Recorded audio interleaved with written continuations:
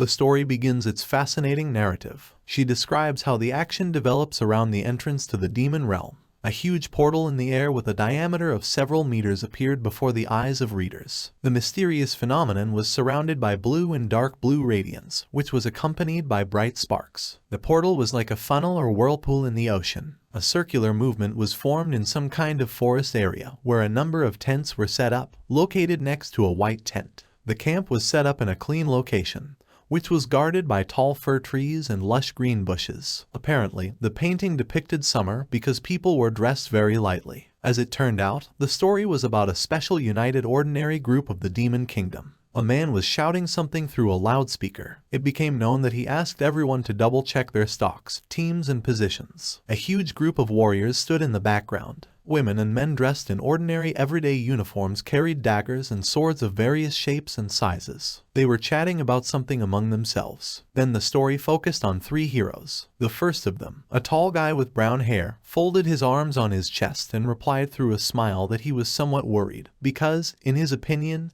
this is the first time so many people have gathered. His friend, a man with black hair, made it clear to him that there was nothing to worry about, because they had a flying tiger sect. Moreover, it was rumored that raids with her participation ended with 0 losses. Suddenly, the action caught the reader's attention. According to him, someone's male hands were sharpening a sword. And the stranger who spoke earlier added on his own that he would like to be accepted into the Flying Tiger sect. The character asked a question to some guy. Just the same, the one who sharpened his edged weapon. He had dark blue hair with long bangs covering his eyebrows, and wore a black t-shirt and pants with a purple jacket. A man with bright amber eyes sitting on 2 wooden boxes. When he was called, he raised his head. As it turned out, he was interrupted. The mysterious handsome man was thinking. Based on his thoughts, readers became aware that the Flying Tiger sect does not select members only by class.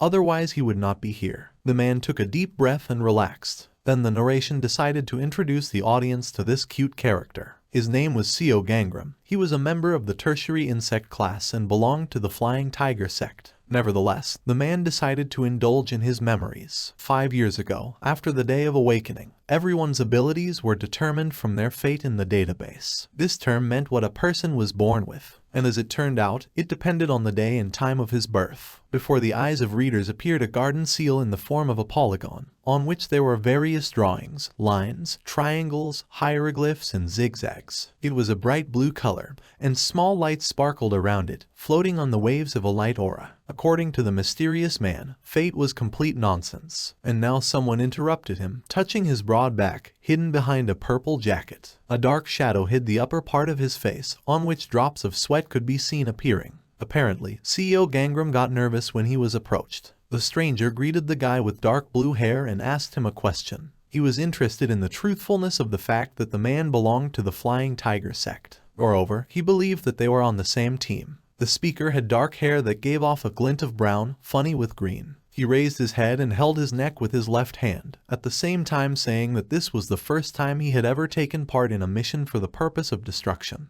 This was the reason for his nervousness, except Seo Gangram didn't answer him. The guy with a somewhat surprised look on his face stared at his interlocutor and silently watched him. In the next episode, the stranger let him know that he felt happy because he would be able to fight side by side with someone from the Flying Tiger sect. As it might seem to readers, such an interest in his person greatly alerted the guy. He lowered his head so much that his long bangs hid the upper part of his face with a shadow, thus making an accent on it. A question rang in his mind, according to which Seo Gangram was trying to find the reason why he spoke to him, making a quick guess that he was a beginner. However, after a short period of time, the speaker was hailed by a guy who was accompanied, standing on the sides, by 2 more. He raised his left hand in a gesture for a man with dark hair with a gleam of iron to approach him. What, in fact, the new character said in the next second. To which the guy asked a question. It seemed to him that the man was not talking to him, so he pointed at himself with his index finger and asked about it. When the character appeared next to him, he was instantly horrified.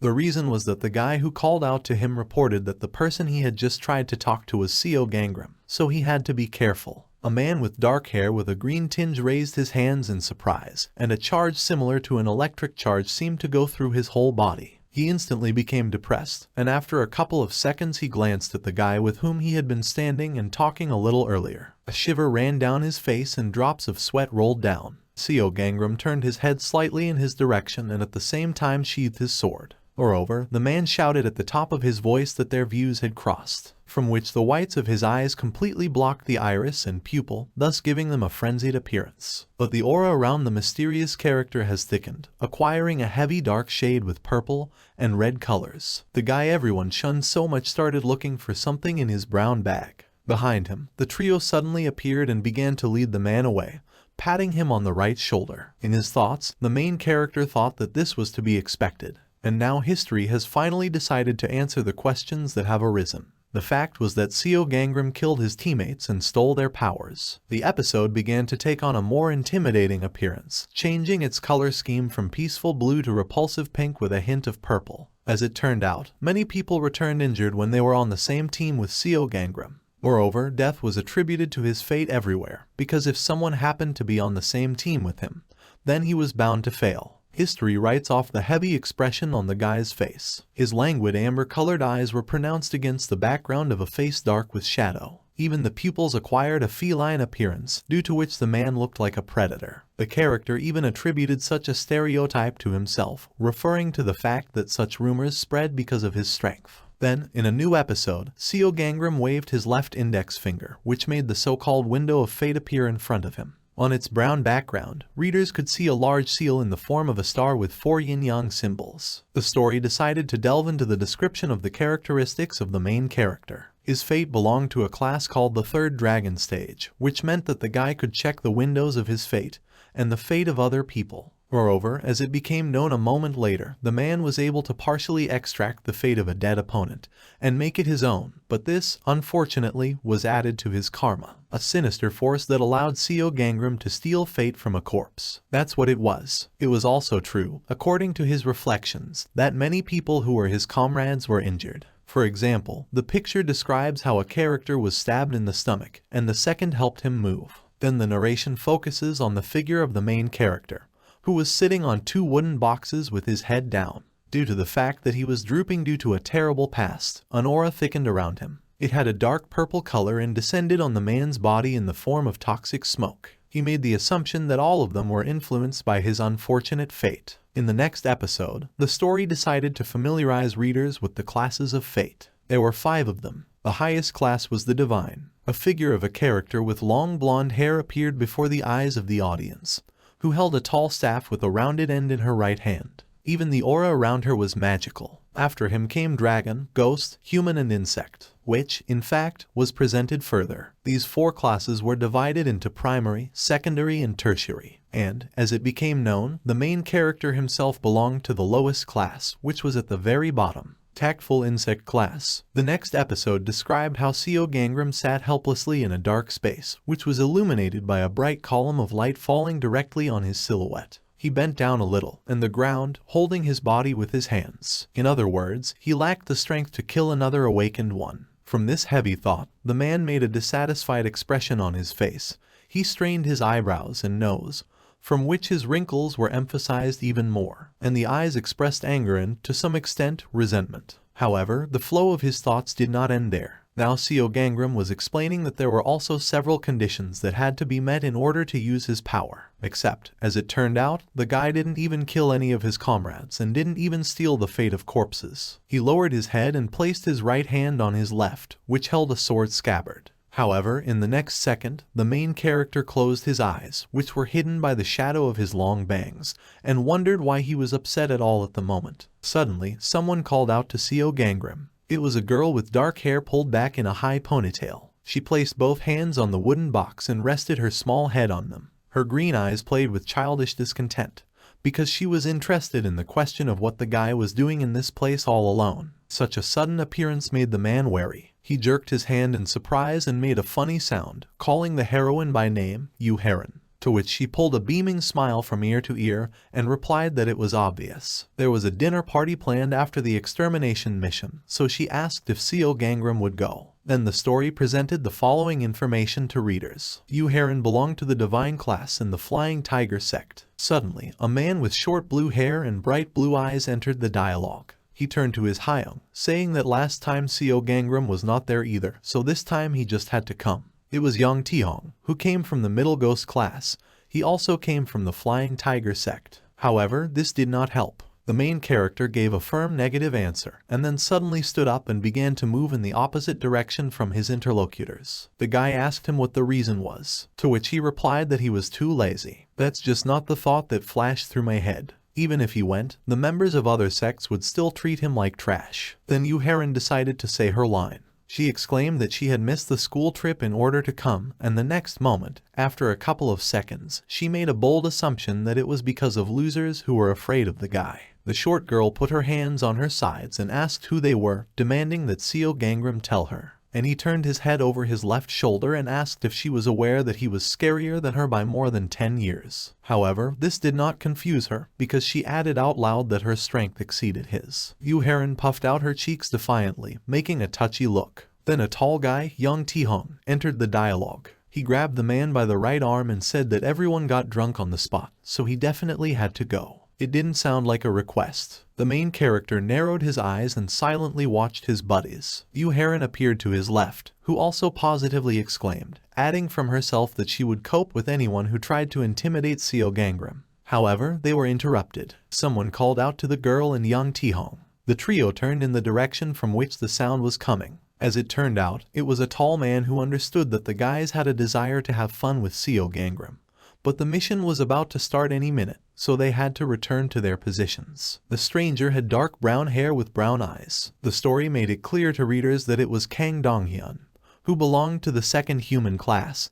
He also, like the three heroes, was part of the Flying Tiger sect. After a couple of seconds, the girl waved her hands and, giving up, gave a positive answer. And Young Ti-hong pointed to his friend and told Hyan that he had made a promise that he would come to the festive dinner. The couple began to move in the opposite direction from the main character, who waved them with his left hand in a gesture of farewell. His friend said goodbye to him, and he pulled a smile in response. Suddenly, Kang Donghyun appeared behind him, who patted Seo Gangram on the left shoulder and asked him to take care of himself. The man laughed and gave him an ambiguous reaction, referring to the fact that the groups that stood on the front line were the only ones in danger, but as for him, he was behind their backs. However, the guy was upset by the fact that the main character was still not by his side. Readers could see Seo Gangram's face up close. He looked tired because of the bruises under his eyes. The guy smiled easily and let him know that he understood, thanking him along the way. In the next episode, Kang Donghyun retired from the main character. His figure was brightly illuminated by the sunlight, which, apparently, was setting over the horizon. But the silhouette of the main character, on the contrary, remained in the shadow. However, this would not prevent readers from seeing his drooping gaze. The fact was that the man would also like to fight side by side with him. His amber eyes stood out strongly against the background of his dark face. The guy was holding a scabbard in his left hand and holding a backpack with his right. The story tells that the special mission to destroy the Demon Kingdom has finally begun.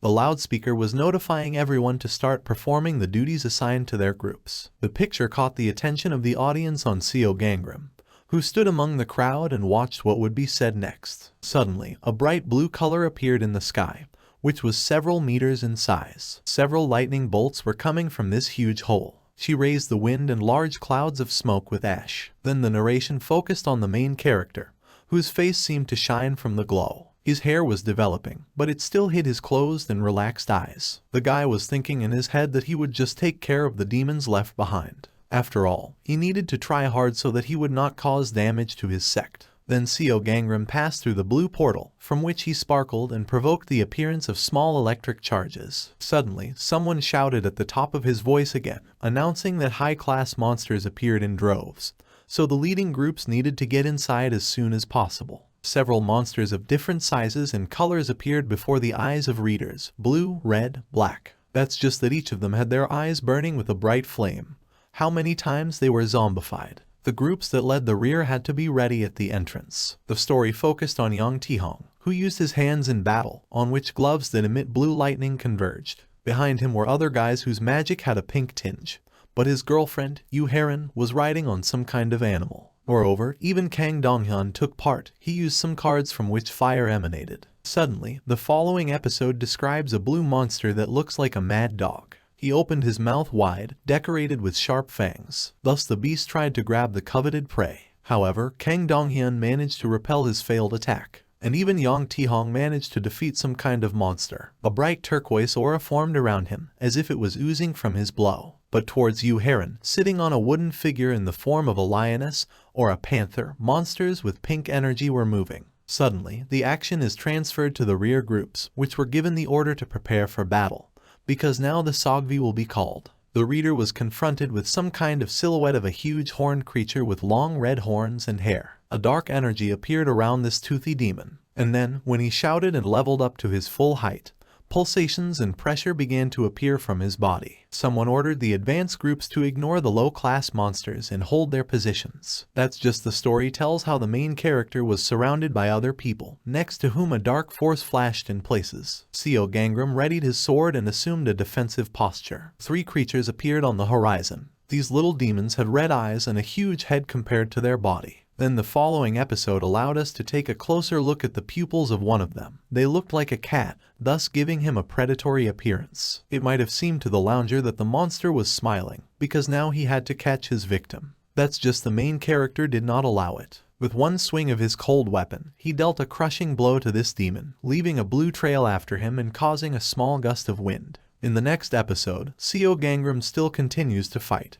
He boldly repels the attack from his rivals. But there was no end to the monsters, they appeared from different angles. The main character, after another blow, knocked down the creature, provoking the appearance of a column of smoke and dust. But suddenly the narrative describes some long branches with sharp thorns. In his thoughts, the man came to the conclusion that there were more of them than he expected. Moreover, he was now quite deep, so much so that it was difficult for him to breathe because of the demonic energy. The guy literally gulped air greedily to restore heavy breathing.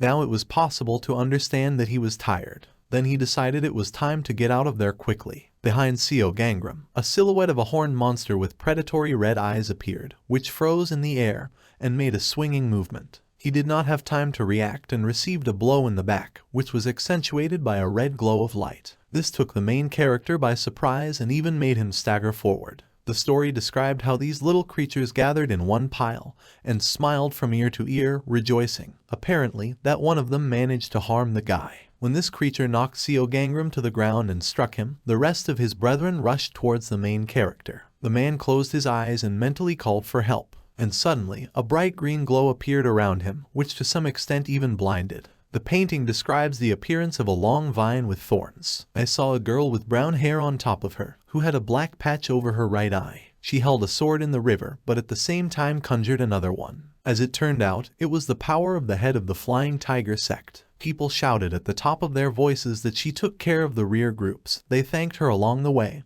and waved their hands at her. The main character got to his feet and cast a glance in that direction. He whispered his thanks and waved his right hand, pulling a soft smile. In response, the heroine with long hair and an eye patch showed her palm, waving it. It became known that her name was Shin Soa. The girl came from the tertiary divine class, and she was also the head of the Flying Tiger sect. Suddenly, the action began to describe falling objects. This caught Shin Soa's attention, making her tense up. Then some strange, terrifying sounds were heard. From below, people asked questions to their boss. They were interested in what it was, and didn't they still have a long way to go before they got to the boss. However, after a short period of time, a huge monster appeared on the horizon. It had huge horns, fangs, and a trunk. The monster opened its mouth, growling and raising streams of air, which formed a wind. The creature moved on massive clawed paws. Someone was horrified, making the assumption that this, similar to the words with the red mane, the monster was the boss. Then the following order was received. The fire-type hunters should have moved into battle. The story focused on the fiery red eyes of the monster. They seemed hypnotic, and there was a scar on the trunk. The monster opened its mouth, when suddenly a blue glow appeared in front of it in the form of a high column of light.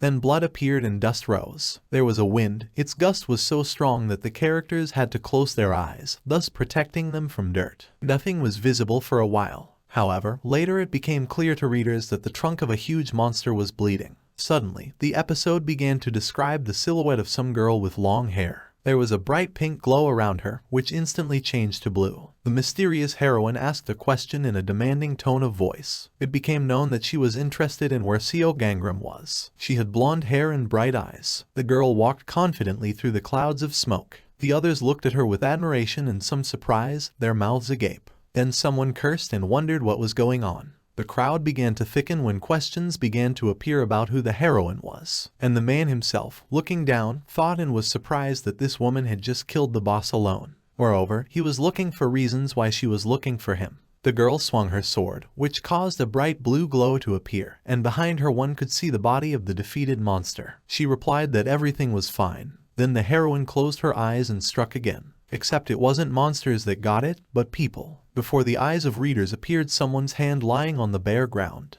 And then the look of the main character, who was surprised by this outcome of events. The mysterious heroine decided to destroy everyone because she assumed that Seo Gangram was among them. The story decided to remind attentive readers of the picture of how a mysterious girl with long blonde hair and glowing eyes delighted the main character by the fact that she had just single-handedly defeated the boss. Moreover, he did not fully understand why this stranger was looking for him. In the next episode, a man hid behind a huge vine with sharp thorns and began to watch her. A light golden glow appeared around him, and in his head at this time a clever thought was born.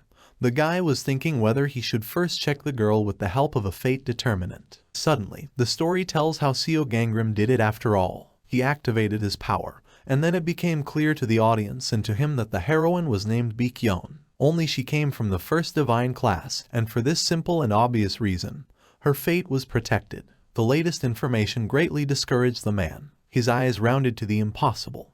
His eyebrows rose in surprise, thus emphasizing the small wrinkles and dark circles under the lower eyelid. The guy, whose face skin was instantly covered with sweat, opened his mouth and thought that he had never seen such a class before. As it turned out, a little later, that the ability of the first divine class was the fact that people who possessed it were able to return to the past with the preservation of their current memories, but it could not be used after death. The man watched as the representatives of the human race continued to gather in a bunch to look at the current situation. He was standing on top of a huge vine and decided that he had to go down there because, in his opinion, the girl came because of some information about him. Then a bright green glow formed around the huge natural structure, which somewhat alerted the guy. As it turned out, the head of the Flying Tiger sect notified the main character to stay in place. Thanks to the mental actions of the man, the audience could get acquainted with the technique of distant whispering.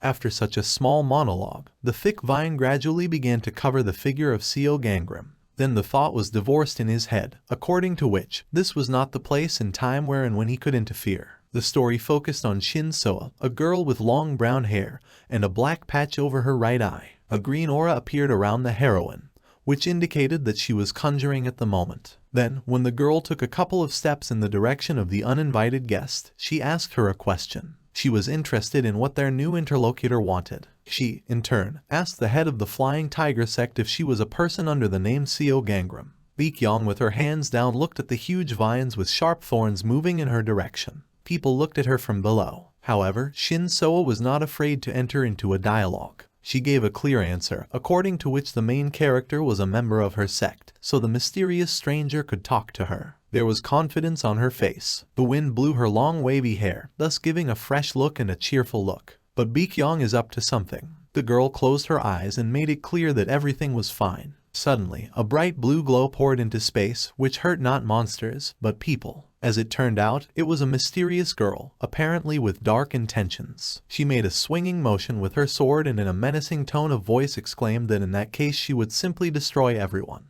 The story focused readers' attention on her face, part of which was covered in blood. Her blue eyes shone ominously against the background of her skin dark with shadow. Bikyong explained her cruel action by saying that she made an offer to find Seo Gangram among them. Then someone shouted at the top of his voice that he would never forget her. Some activity attracted the mysterious girl, who continued to strike, causing her silhouette to turn red. She raised her eyes, in which you could see a cat's pupil, which made the heroine look like a predator that had tracked down its prey. As it turned out, it was Shin Soa, the head of the Flying Tiger sect. She was angry, you could tell by her burning green eyes. The girl made a swinging motion with her sword, pointing it at her opponent. Suddenly the picture showed the main character. He used his powerful sword to break down the thick vine obstacle while thinking that he was the one this woman was looking for. It was for this simple and obvious reason that the man had to come forward. A dark aura gathered around him, accompanied by small black sparks. Seo Gangram's eyes were pronounced against the background of dark skin, which was hidden by the shadow of a long dark blue bang.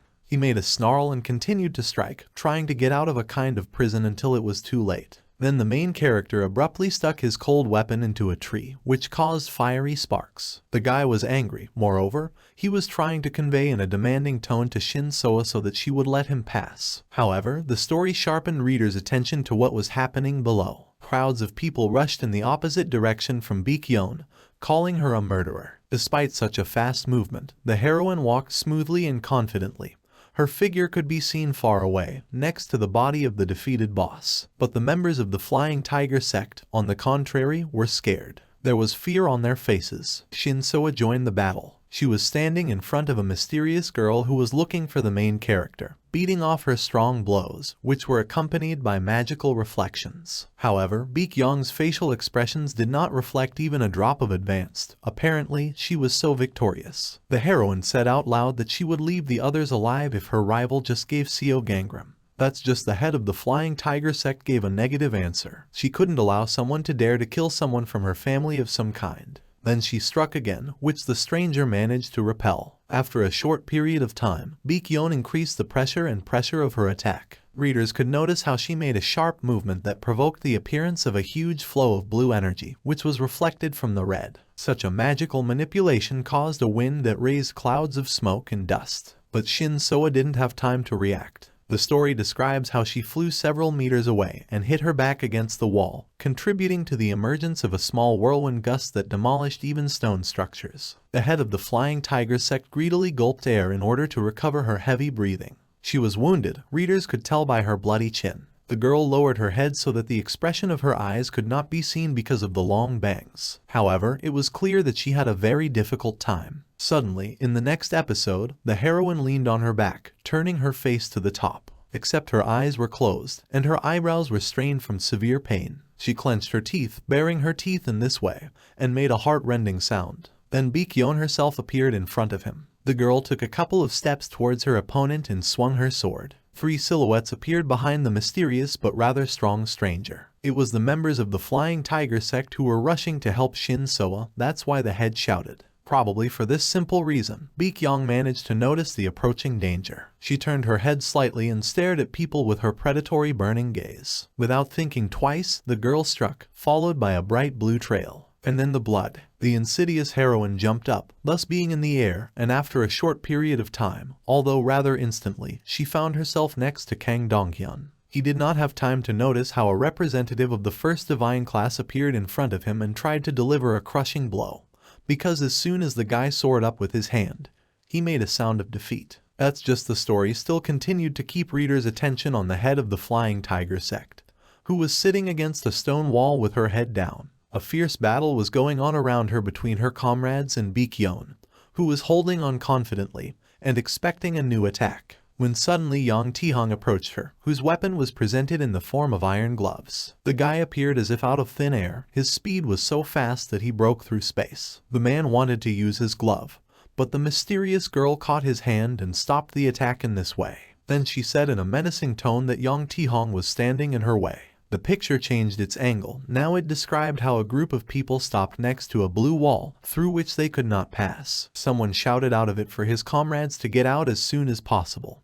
He was interested in the question of what they were doing. The narration sharpened the reader's attention to the stranger, who was knocking on the barrier with both hands, which, not yielding to his strength. As it turned out, there was a barrier in this place. Suddenly, the action returns to the girl with long blonde hair. She was heading towards the group that was watching her expectantly. Everyone turned their heads in her direction, watching what would follow next. Then plaintive cries were heard. People were helplessly begging for help. After a certain period of time, the story described the main character. He leaned on his sword and lowered his head, thinking. According to his thoughts, the man had to get out of the so-called prison of vines. However, Bikyong could now be heard shouting furiously, asking where Seo Gangram was. The guy cut the tree with his edged weapon, and, still not calling his face, came to the conclusion that he had a little more left. Having dealt another blow to the huge vines, the main character began to gulp air greedily, thus trying to restore heavy breathing. And finally everything was ready. He managed to escape.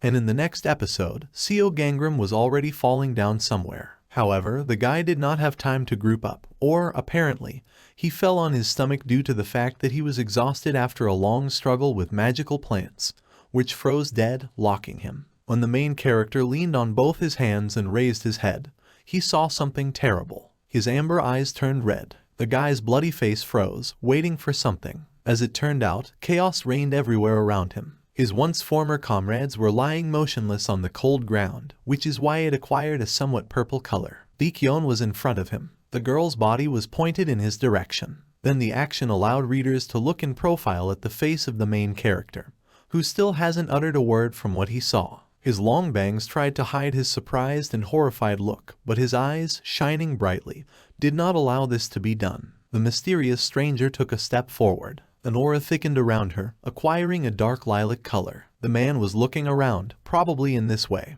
He was trying to find his friends. At the same time, the main character thought that he had come too late. Now his face had acquired a bluish hue. He opened his mouth and did not make any sounds, as if something did not allow him. The man looked at the place where he was lying. It was in the blood of his comrades. The story describes how the guy clenched his teeth, making a grin. Drops of either sweat or tears flowed down his cheek. But everything could only end with him. Vikyon had already approached his figure and was looking down at him, crying and thinking that this whole situation was because of him, a simple insect. Then the girl made a guess out loud that the person sitting in front of her was Seo Gangram. Her eyes were filled with anger, and when she wanted to deliver a crushing blow, she was stopped. Thick vines appeared around her, shining with a bright green glow. He rose up from the ground, thus imprisoning her in the dome. To Bikyong's left, the head of the Flying Tiger sect appeared, shouting at the top of her voice. How could she do such a ruthless thing? The girl seemed to be flying in the direction of her rival, who instantly turned her head in her direction over her left shoulder. Shin-So once made it clear to her that she would not allow the ruthless heroine to touch the members of her sect. Then they locked their swords. When the representative of the first divine class glanced at the furious face of the head of the Flying Tiger sect, she said out loud that she did not understand this. After all, if she had only given her Seo Gangram, then everything could have ended differently. Bikyon's sword shone with a bright blue aura that matched the color of her hair and eyes. Moreover, Shin-So would be able to save everyone else. But the latter did not have time to react, as she was dealt a crushing blow. In pain, she bowed her head, probably in order to hide her exhausted appearance, and made it clear that this was the duty of the sect leader. She was supposed to protect. Every word was given to her with such difficulty, but the heroine was not going to give up. The last sentence, on the contrary, inspired her. Her green eyes reflected the desire and strength. The girl revealed her magical energy that enveloped her body. She grabbed her opponent's limb with both hands, and then a strong push followed. Suddenly, the action describes the main character, behind whom there was a surge of emerald energy. His facial expressions expressed a kind of bewilderment. Fear froze in his eyes, and his mouth opened from the lack of words and reflected quiet horror. As it turned out, the barrier was removed. According to the narrative, Seo Gangram sat on the cold ground, resting on both hands, and silently watched the fight. Then the episode allowed us to see his amber eyes burning with evil in close-up, on which tears welled up. The main character gave himself up to his thoughts. The following words echoed in his mind. The guy couldn't beat her, he'd be smitten too, because she's here to kill him. Seo Gangram glanced at Vikyon, around whom a mysterious aura was flaring up with renewed vigor, transmitted to her sword. The girl finished with her opponents and stood proudly among the huge vines. According to the man, he was the only one who had to die. However, everything did not happen as he wished. Then the main character turned his attention and readers to Shin-So. The girl's body was lying quietly face down on the cold ground. It could seem as if its last warmth was evaporating in the air. Seo Gangram made a bold assumption that she was in the same place as his comrades. It became known that a check of corpses in the area had begun. As soon as the main character read this information, a tear spilled down his right cheek. He didn't understand what was happening and how to react correctly. Then the blue plaque system notified him, asking a question. As it turned out, Seo Gangram made an offer to use the power of stealing fate. After that, the man was transformed. An aura thickened around him, acquiring a dark, mysterious shade. His eyes lit up, making his gaze look like a predatory one. Apparently, some crazy idea was born in the guy's head. After a short period of time, it became known that he had activated his stealing fate power. The story began to explain to readers that now his karma will accumulate when using force. She described how a huge white seal formed around him and the bodies of his comrades. There were small impulses coming from her. Probably for this reason, Bikyong slightly pulled away. As it turned out, there were currently 421 dead in the area.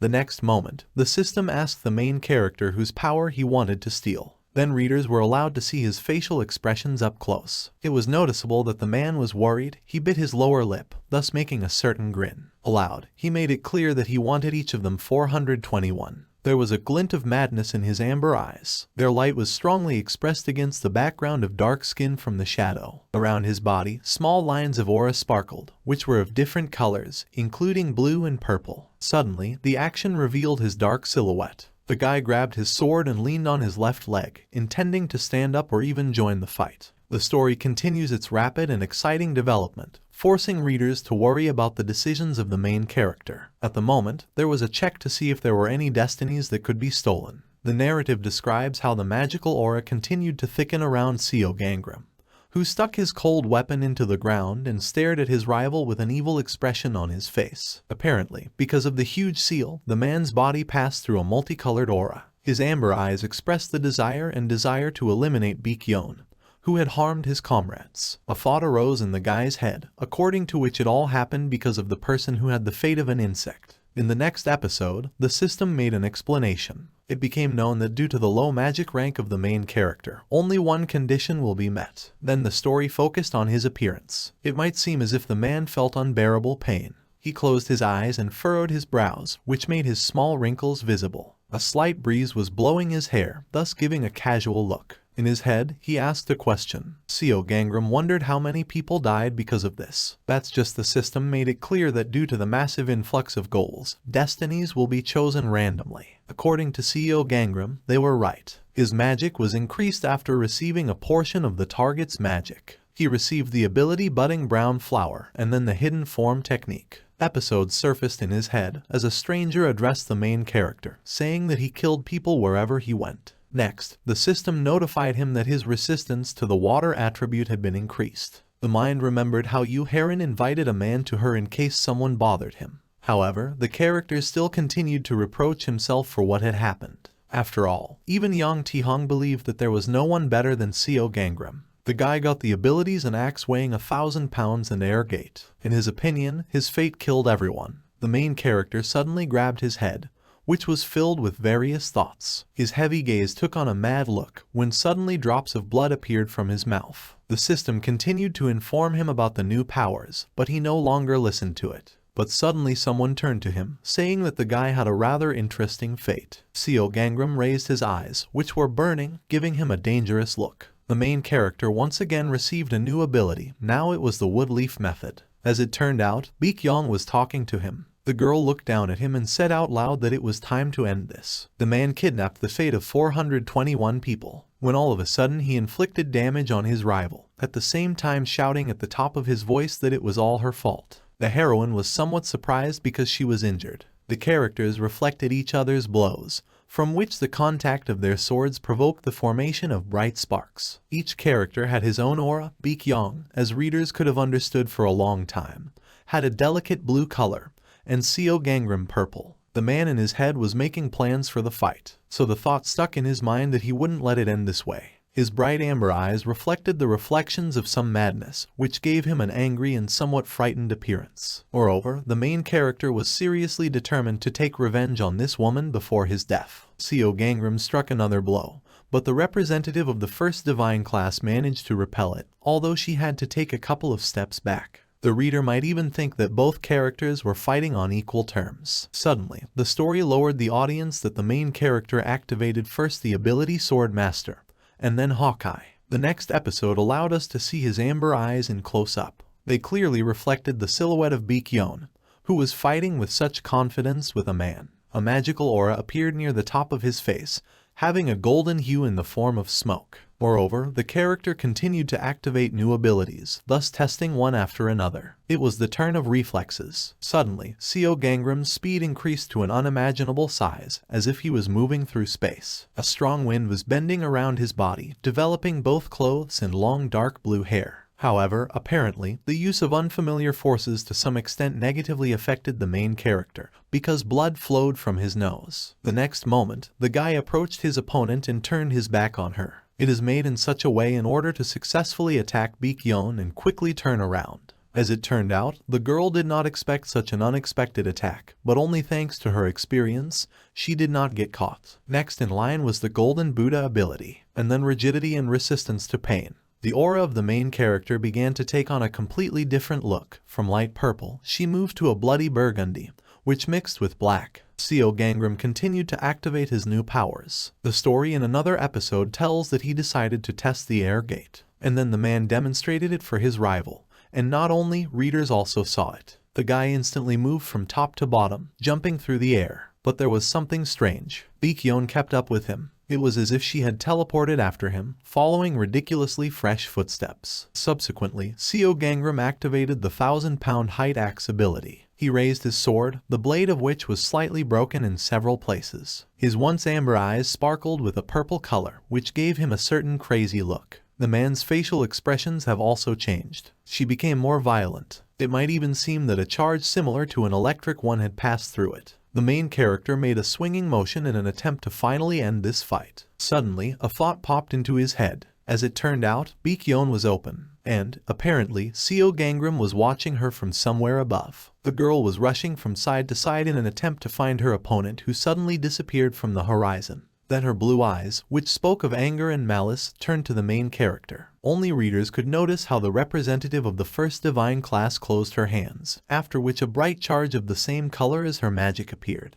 The girl turned her head over her left shoulder and carefully watched the opponent she managed to track down. Suddenly, the following episode describes how a huge glacier formed in space. Apparently, it arose because of another activated ability of the main character. Readers became aware that it was called the Call of the Ice Thorn. Then the story tells that Seo Gangram had a hard time. The man staggered back slightly and tipped his head over. He was having such a hard time transferring new abilities that his body screamed so much. After all, the audience could notice how blood appeared from his mouth again. Only this time it came with a new force. Then he fell, sprinkling the cold ground with red paint. From a strong push, the man even slipped a little on it. In the next episode, Seo Gangram cursed and banged his fist on the blood trail. He pondered and after a short period of time came to the conclusion that even if he had these abilities, he still did not know how to use them correctly. In his opinion, the man was very lucky because there were those who activated themselves, but there was only one but. The picture sharpened readers' attention to the appearance of Seo Gangram. He closed his teeth, thus making a grin,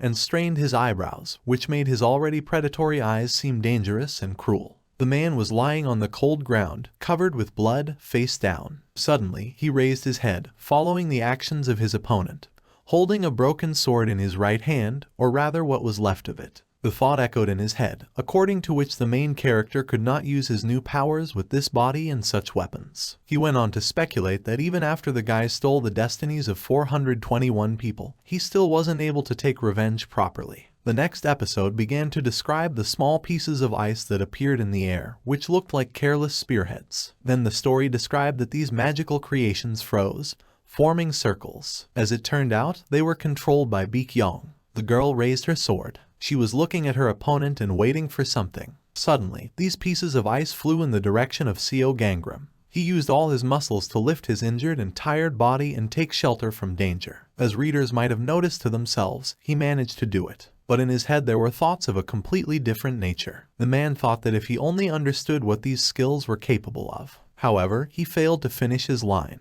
Seo Gangram closed his eyes and pursed his lips. A drop of sweat appeared on his face. Readers could only guess what he was thinking. Apparently, he didn't have a plan right now because he was acting on the basis of the situation. When suddenly, the silhouette of Vikyon, who was standing a few meters away from him, appeared in front of him. An icy aura literally formed around the girl, because readers could notice how huge blocks of ice stood behind her. The guy's amber eyes began to reflect a quiet horror. He froze. The reason was that the main character at the time became confident in himself. He hoped with every fiber of his soul for the end in his favor, because there was one ability that he knew well. Except he was interrupted. The opponent launched her magic weapon at him, hitting his leg. The ice tip seriously injured Seo Gangram. He reproduced a quiet cry and began to get rid of the sharp object. And Vikyon, in turn, was walking slowly towards the main character. In the next episode, the narration allowed to see his facial expression up close. Deep bags appeared under the amber eyes, although, apparently, these were small wrinkles that became more emphasized due to the fact that the guy strained his eyebrows and forehead from pain. a mysterious girl originating from the first divine class started a dialogue. In her opinion, everything the guy did was pointless. The reason was that Seo Gangram was destined to die. But the man, in turn, was not going to give up. He let out an involuntary cry and freed his left leg from a large piece of ice. Suddenly, huge vines appeared from the ground, around which there was a bright green aura. The main character stood on both feet and put his hands in different directions, thus keeping his balance. In his head, he thought that his understanding was quite enough. Readers could notice how Vikyon jumped onto a tree that continued to grow and wriggle. This ability was called the wood leaf method. Vines with sharp thorns continued to attack the girl, which made her somewhat surprised. Her eyes were wide open, making it easier for her to follow the danger that had arisen. She used her sword to fight the growing threat. Now readers could get into the head of a representative of the first divine class. Episodes from past fights appeared in her mind.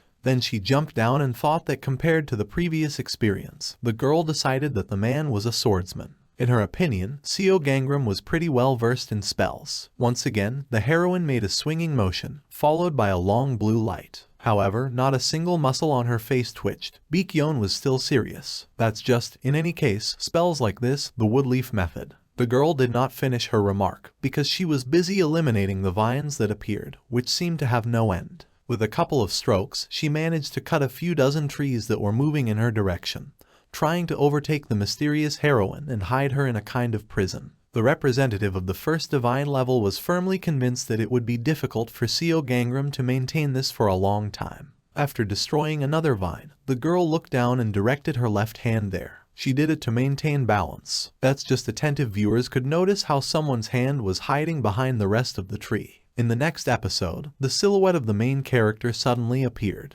His figure was rapidly moving towards his opponent from the back. While she was fighting off the emerging threat, Seo Gangram appeared behind her, holding her ice tip in his left hand. Madness shone in the guy's eyes. He looked like a predator that was about to overtake its prey. The strong wind blew his hair, which made him look even more careless. Then the story directed the reader's attention in close-up to the expression of Bikyon's facial expressions. She lowered her faded blue eyes and looked at her body, which was splattered with drops of blood. Her drops of blood. In the next episode, it was clearly shown how the main character managed to deliver a crushing blow, thus stopping his rival. As it might seem, Seo Gangram was somewhat worried. Readers could tell by the look on his face. The man was looking at the red marks from his blow, which were moving to his left. Then he took a stronger grip on the ice tip, which the story focused the attention of the audience, who were waiting with tension for the outcome of the battle of the two characters. Suddenly, the story described a smile that quickly appeared on the guy's face. It was more like a grin.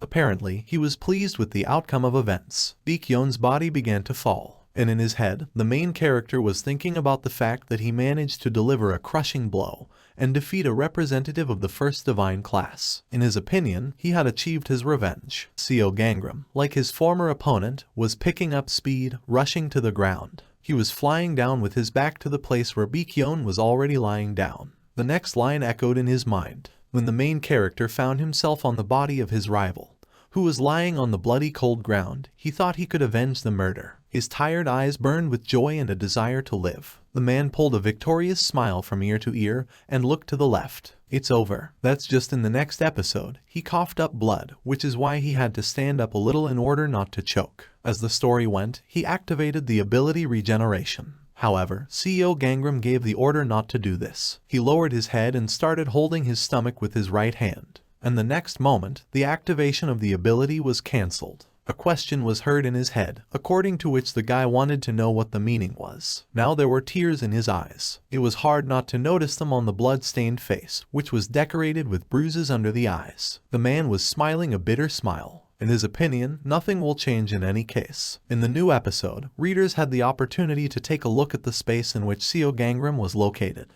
It was completely destroyed. The remains of destroyed vines were scattered everywhere. Also, the earth was sprinkled with drops of red paint in the bodies of the main character's comrades. Everything began to gradually acquire a black hue. According to the character, then and now, nothing else has changed. The guy indulged in his memories, starting from his childhood. A small boy with huge eyes appeared before the eyes of readers, which gave the hero a defenseless appearance. There were two silhouettes next to him, one of which was gently hugging the character. Someone turned to the young Seo Gangram, trying to convey to him that his fate was replete with perseverance and death. Moreover, he was predicted that the boy would lose his parents at a fairly young age, and his life would be full of misfortunes. All these terrible words were spoken by a man whose face could not be distinguished by readers. This character wore a traditional Oriental costume. As he said, the main character really lost his parents before he even matured. And because he got into various accidents, everyone around him put the brand of a loser on him. Seo Gangram remembered everyone who had somehow come into contact with him and somehow suffered. The first was a girl with long hair. Her eye and neck were injured. The second was a character with a long scythe, turned his back to the audience. The man was firmly convinced that he was destined to be weak and doomed to misfortune. However, there were people who, despite everything, managed to influence him. Among them were Yang Tihong, Yu Heron, Shin Su and Kang Donghyun. Except they died because of him. At this moment, Seo Gangram was sitting with his head down alone in a space filled with chaos and disorder. The corpses of his comrades lay around him. In the following episode, the main character again indulged in his thoughts. According to them, if he had only started by searching for Vikyon, if only he had died first. Suddenly, his gaze changed, taking on a somewhat intimidating appearance because his pupil became elongated. Seo Gangram turned into a beast. It was even visible behind the covered face, which he hid with his right bloody hand. If he had done that, he would have been fine. That's what the character kept thinking about. The main character was eager to rewind time. The story focused on his closed eyes, which expressed fatigue. Suddenly, a brilliant idea came to his mind. He turned over his right shoulder and looked down somewhere. The following episode informed readers that the regression ability, which belonged to the first divine class, allowed a person to return to the past while retaining their memories, but only the ability cannot be used in case of death. The main character has activated the Stealing Destiny ability. His amber eyes lit up even brighter. The aura around him acquired a radiant light. In the next episode, the story informed readers that the man had received the power of regression. Seo Gangram didn't know where he would return to. He remembered his comrades, Yang Tihun, Yu Heron, who supported him when he was feeling bad at some moments. Then the episode when they fought on the vines appeared in his head.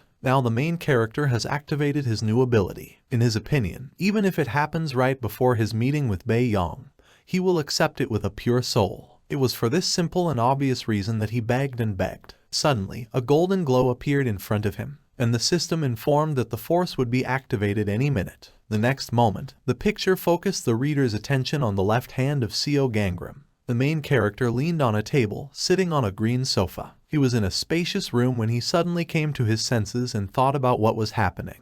His surprised eyes began to look around and study the objects around him. Suddenly someone greeted him. This character was next to him in order to read his horoscope. The main character raised his head up, which caused his expression to become surprised, rather even discouraged. Both of his hands began to tremble, and the tablet he was holding moved to his forehead, thus hiding his closed eyes. The man said hello. As it turned out, he saw a girl with long dark hair pulled into a low ponytail and green eyes. She crossed her arms over her chest and looked somewhere to the side. In front of her was the silhouette of some stranger waving his hand. However, history did not focus on him. Seo Gangram is back. The story continues its rapid development. This time she tells how the main character was approached by a man who pulled a smile from ear to ear. He had brown hair pulled back. Aloud, he said in a joyful tone that they were finally at their first gathering. Moreover, the stranger hoped to see how well they suited each other. To his left sat a girl with long brown hair pulled into a low ponytail. She pulled away from her neighbor and turned the body in the opposite direction from him.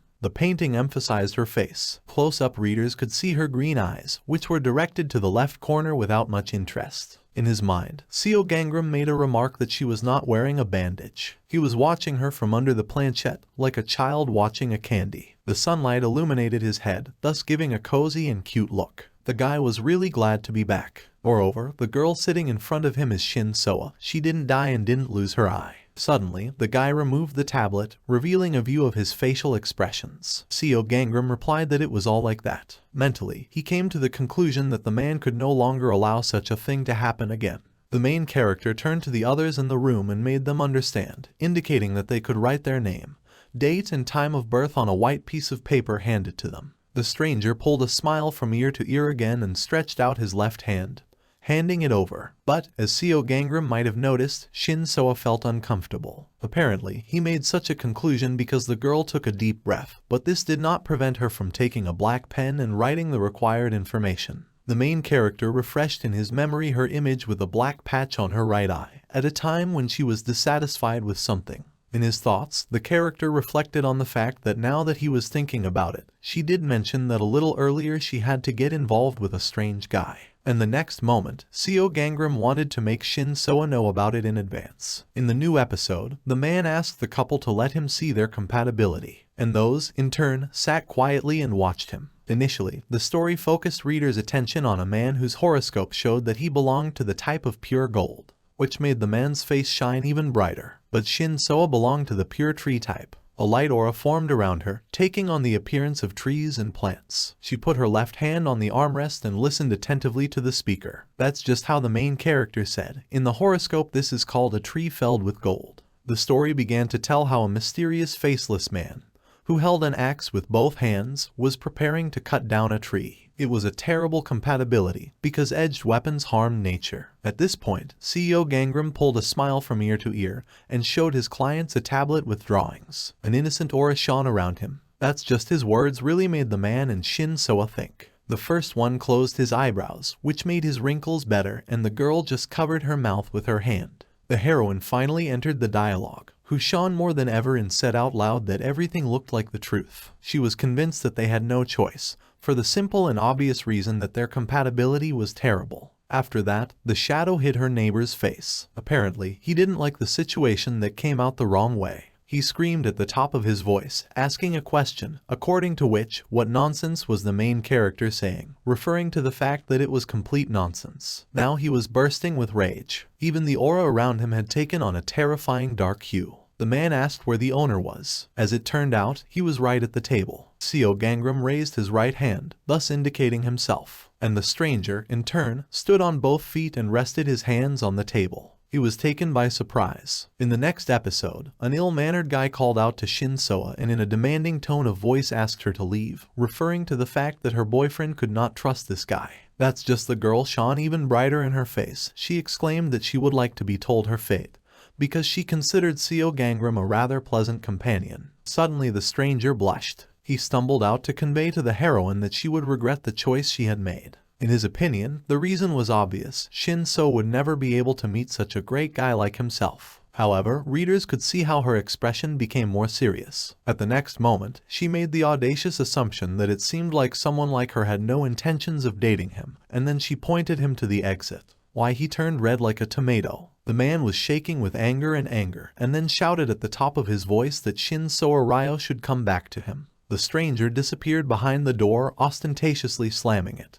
Even the girl watched him leave. Afterwards, she said that she thought that in places like this, they only mention the good things in life. The main character's face took on a somewhat confused look, as if he was hiding something. Seo Gangram raised his eyes, looked up to the right, pursed his lips and mentally came to the conclusion that this was usually the case. Shin Soa turned into a man and made the assumption that her interlocutor was good at it, and then she asked him a question. She was interested in the fact whether she could get a fortune prediction. Subsequently, the girl received a positive response. Suddenly, the main character felt something. It might have seemed as if he had been hit by a charge or that something had come to his mind. Blue energy appeared around him, accompanied by bright sparks of blue and white. In the next episode, the picture described that the room in which Seo Gangram and Shin Soa were located had acquired the same shade. As it became known after a short period of time, the indicators of the main character were calculated based on his fate. Mentally, the man thought that, although he had expected this, there was little he could do about this ringing and dizziness. Seo Gangram grabbed his head and twisted his facial expressions, which caused him to have a painful appearance. Someone asked what he was doing.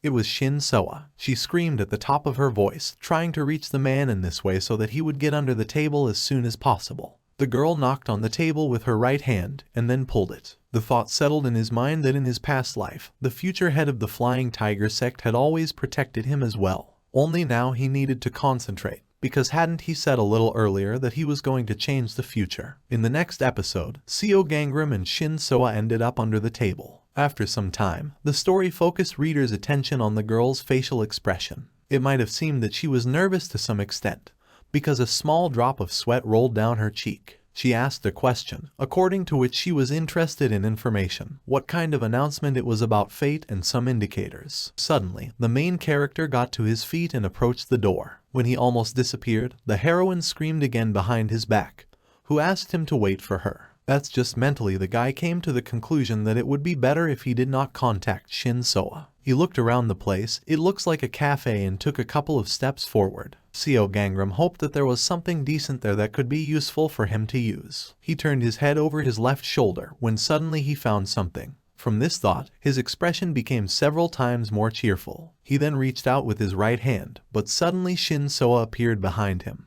who startled him with her sudden question. The heroine wondered where he was going, but readers may have noticed how the man hid something in the inside pocket of his jacket. The girl grabbed him by the sleeve and dragged him to the side, at the same time saying that they had to evacuate. However, he, in turn, shouted at her to wait. When the couple approached the door, they heard some kind of scream. Suddenly, a group of people formed in front of them, who were plaintively shouting about the approach of monsters, at the same time notifying everyone to flee. Shin Soa stopped and made a surprised face. The picture focused readers' attention on the guy who demanded that the creatures did not approach him and did not touch him. However, before he could react, he was bitten by one of them. The monster bit harder into his leg. When the girl saw this terrible sight, she asked him to wait, because she could not help him. However, she was interrupted by the main character, who made a swinging movement, thanks to which he managed to get rid of the monster, which caused green liquid to pour in different directions. A slight smile appeared on the guy's face, and mentally he made sure of the truthfulness of his assumptions that they were going to appear soon. The narration allowed readers to take a close-up look at these creatures. They looked like giant gray caterpillars with red button eyes. An evil purple aura shone around him. One of the monsters lifted the upper part of the body from bare and opened its mouth. The story informed both the audience and the main character that it was a giant worm, whose rank was awarded to the third class of insects. The creature, although it usually ate grass, but it could also eat animals and people. Seo Gangram shouted an order at the top of his voice for everyone to run to safety. He quickly rushed in the direction from which people and, in fact, giant worms appeared. The man used a small dagger to counterattack. Having made another blow, the main character inflicted a crushing defeat on another monster, after which only green slime remained. The guy fought with giant worms without a shadow of fear, grabbing those by the body with his bare hands. It was as if it was transmitted in space. There was only one left. The guy mentally exclaimed that he was the last. His face expressed rigidity. Seo Gangram furrowed his eyebrows, which made the small wrinkles under the amber-colored eyes more accentuated. His teeth closed, making a snarl. Thus, his facial expressions wore a serious and tense expression.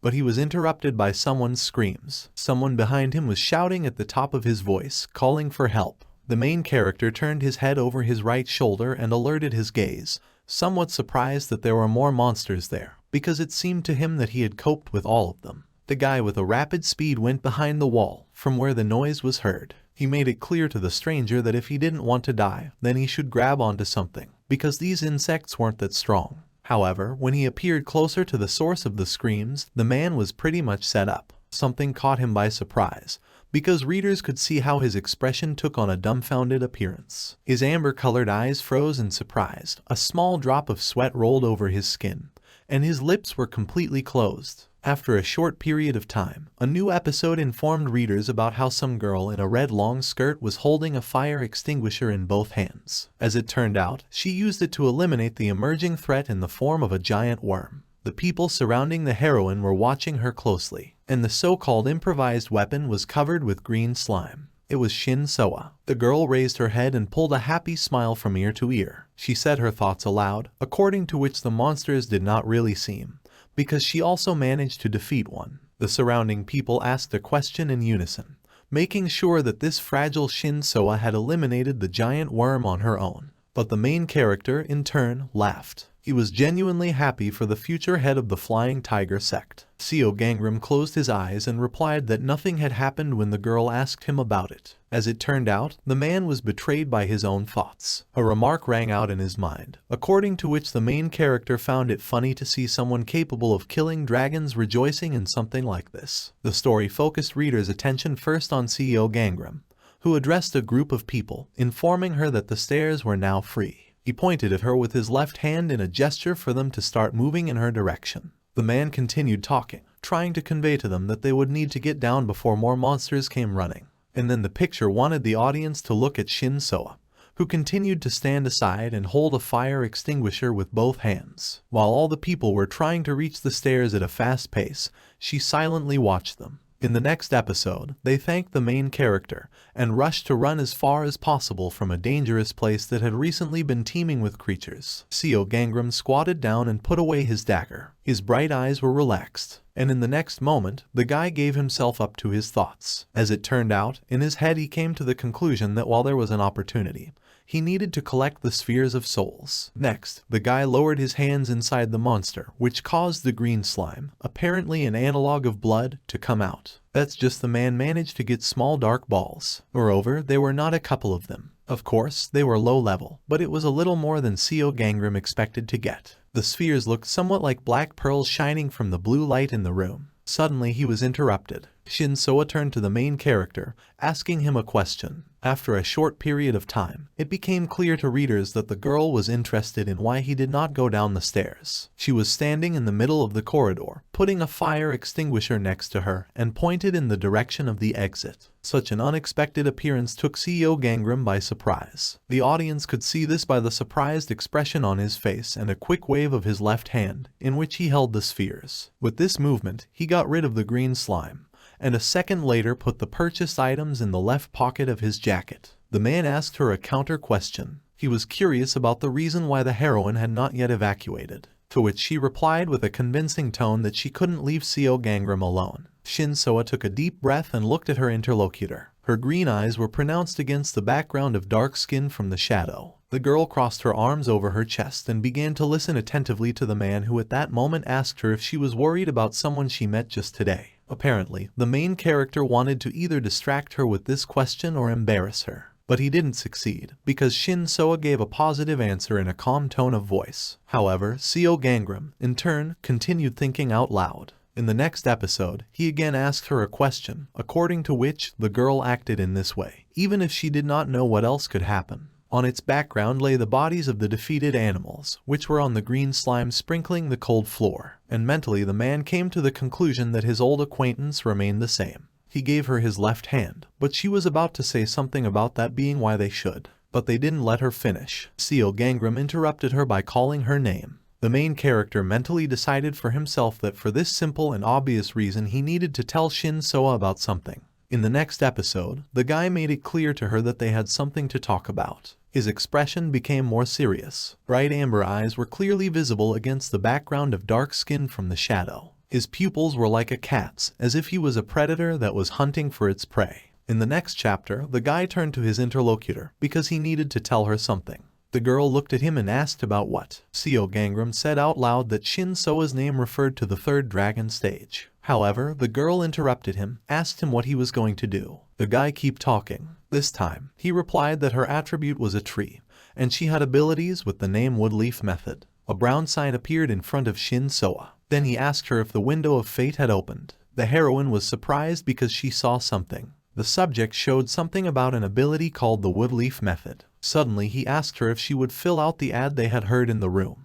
So it meant that they all received unusual powers. In his head, he was thinking that since they had awakened, they should not die until they met it. The man looked into his phone, turning on the flashlight function. Now Seo Gangram offered to come down. Shin Soa asked him a question, according to which she was interested in what type of fate her interlocutor had.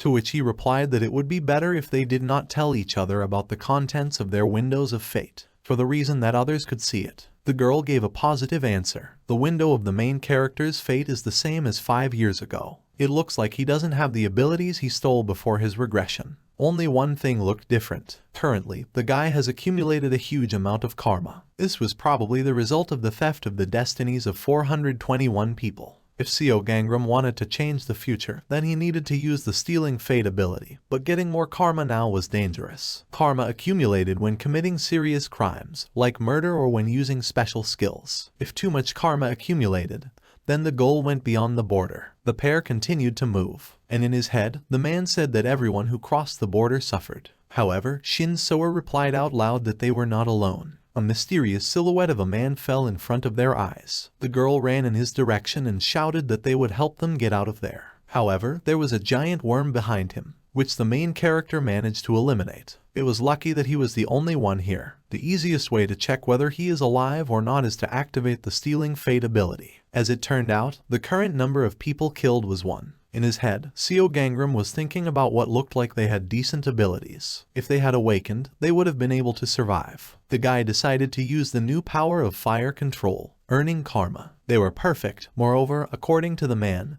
they would be useful to him. Suddenly Shin Soa started running, shouting that something was happening. The stranger attacked the giant worms, saying that it was so easy because it was a tutorial. Moreover, he was ready to go out to the boss right now. However, he noticed something. In the next episode, the man was surprised when he saw the survivors. He then asked the characters if there was anyone among them willing to ally with him. It became known that his name was Doc Gajan, but Seo Gangram mentally understood where this guy started from. He introduced himself. The new character asked the heroine's name, to which she also called him. Doc Gajan promised to memorize them, and now that the current event was over, it was going to start soon. However, the main characters did not understand what exactly. The man asked in them if most of the introductions in the games are not based on a certain formula. He belonged to the 3rd divine level, having the attribute of gold and the ability of a dreamer. In any case, as Seo Gangram reflected, Doc Gajan would soon become the leader of one of the 5 great sects. He was capable of such amazing things even before he was awakened. The guy gave them a choice. Either they defeat the boss with allies, or they acquire a strong ally in the middle of the battle. He then patted the protagonist on the shoulder and asked if his awakening power was due to the sacrifice of an ally, which greatly surprised both of them. Seo Gangram knew that the man was a famous web novelist, but he was quite strange. Suddenly, something caught their attention. Someone asked for help. A huge worm of the first class of insects appeared. The stranger slipped and fell. Suddenly, the picture showed Shin Soa's face, who was scared. Doc Gajan then suggested that he was like the boss from the prologue that they had to defeat. Only the girl was convinced that they had to run. The main character joined the battle. He used fire magic that he could definitely rely on. The man asked him if he was sure he could kill the monster. However, I received a negative response. At the moment, they won't be able to handle this creature. Now Seo Gangram has enveloped him in flames, so they didn't let him finish. The worm became more ferocious. The main character shouted for his comrades to run, which they did, and he realized that his attacks would not work. Shin Soa called out to her friend to hurry up to them, but Doc Gajan ordered her not to slow down, grabbing her by the arm. The worm was in front of the main character, ready to make an attacking move. Suddenly, the aura around Seo Gangram acquired a mysterious purple color, like his native magic. The main character, a guy with pure white hair and surprisingly bright red eyes, has been an adult for 3 years, but he doesn't have a car, a house, or a girlfriend. From early childhood, he was a belligerent idiot, but always believed in one truth: create a miracle by force. So he persistently practiced martial arts. And finally, another fighter, who was covered in bruises, was knocked out by a strong blow. He fell into a pile of the same defeated fighters. They began to beg in unison not to continue the fight and promised that they would leave right away. The white-haired guy was unhappy. The fighters themselves told him that their Dajiquan was invincible and it was not so easy to win. Several people watching the fight recognized him. The white-haired guy's name was Hao Lanjin. He is a legendary demon who personally defeated the martial arts school, and it seems that this is far from the limit of his skills. Hao Lanren didn't even break a sweat fighting with so many fighters. Initially, Hao Lanren only wanted to challenge some people to try their hand, but suddenly a huge number of followers gathered. A lot of bandits were standing behind Hao Lanjin, saying that their boss was powerful. Since then, he has taken his younger brothers and started fighting for justice in the city of C, where he lives. Also, from time to time, Hao Langren was engaged in a small business. He was walking down the red carpet, accompanied by a beautiful green-eyed girl. After reaching the end, the guy turned to the people standing in front. He called them dear brothers and reported that the Axe Gang had been driven away by them. Now he will be the head, Hao Lanjin. There were large stacks of money in front of Hao Lanren. He pointed to them and said that the Gang of Axes was famous for all this money. After that, he promised that he would invest them in the business of the gathered people and urged them to earn money together. One man exclaimed with joy that the Axemen had always bullied them before, but now that Brother Lanjin is here, their business will finally begin to develop. Another entrepreneur handed him half of his nail and everyone else started shouting loudly and praising Hao Lanjin. Soon Hao Lanjin changed. From a young man with nothing, he turned into an entrepreneur with money, a beautiful girl, and a high status. Everything was on fire. Of course, his business was booming because there were people who wanted to kill him. Several bandits attacked Du Ganron from different sides. The guy, grinning, knocked them all down with one blow. As a result, such attempts on him did not end well. But he never thought that he would end up in the hands of his people. In an office with huge panoramic windows, a girl with pink hair was sitting in front of Hao Langenham. She expressed hope for a successful cooperation, and also warned the guy to be careful in the future, someone might put an eye on him. Hao Langen, calling the girl by her name, Yu Fen, thanked her and said that it was not enough for these people to be afraid. To date, no one knows about the secret conversation except Hao Langen and Jairu. Yu Fen can only prepare a festive banquet. The girl winced when she heard the name Jairu, who, although she knew that the gun was not capable of injuring Hao Langen, still continues her passionate attempts to protect him from a bullet. She said she didn't trust her. Hao Lanren, looking at his phone, said that something was really wrong, because Jairu was still not there. Suddenly he got a message from her. The girl said that she had a gift. When Hao Langen was perplexed because of this message, a huge shadow suddenly covered the office. When the guy turned to the panoramic window, he saw that a huge plane was flying directly in his direction. He excitedly exclaimed that he had not expected this. They sent a whole plane to kill him, and the guy was really flattered. Yu Fen panicked and shouted at the guy to run, but he didn't move. After the girl angrily said that he wanted to die.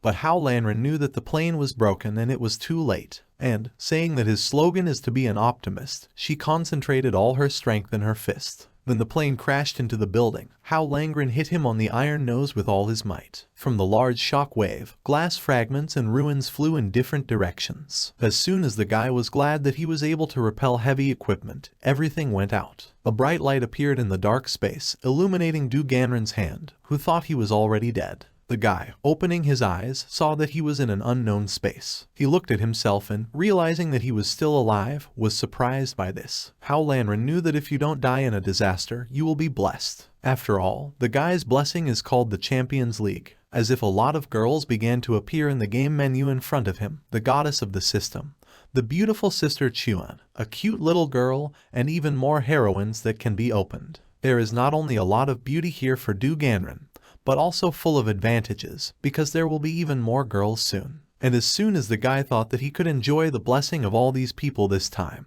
Hao Langen found himself in the epicenter of the end of the world with rampant and terrible zombies. Hao Lanren is currently in such a terrible world, but he knew that in such places there are always some plugins, like in a game. The goddess of the system pointed to the many system windows and said that all the skills are here and asked him to click on any to see a detailed description. Hao Langen clicked on one of them and a description of the skill pupil surgery appeared. A special eye ability, level 0, updatable, useless at the moment, only the basic functions are promising. The guy confidently pressed the skill acquisition button and the next moment, his eyes turned orange and a pupil in the form of a star. Hao Langen understood that, of course, there would be no free lunch in this world and asked for permission to live, issue a plugin and actually allow him to destroy zombies in order to save the future. Although the guy resisted, he did not expect that the zombies would turn into gold before his eyes. Inspired by such wealth, Hao Langen decided for himself that in this case, the zombies should be destroyed.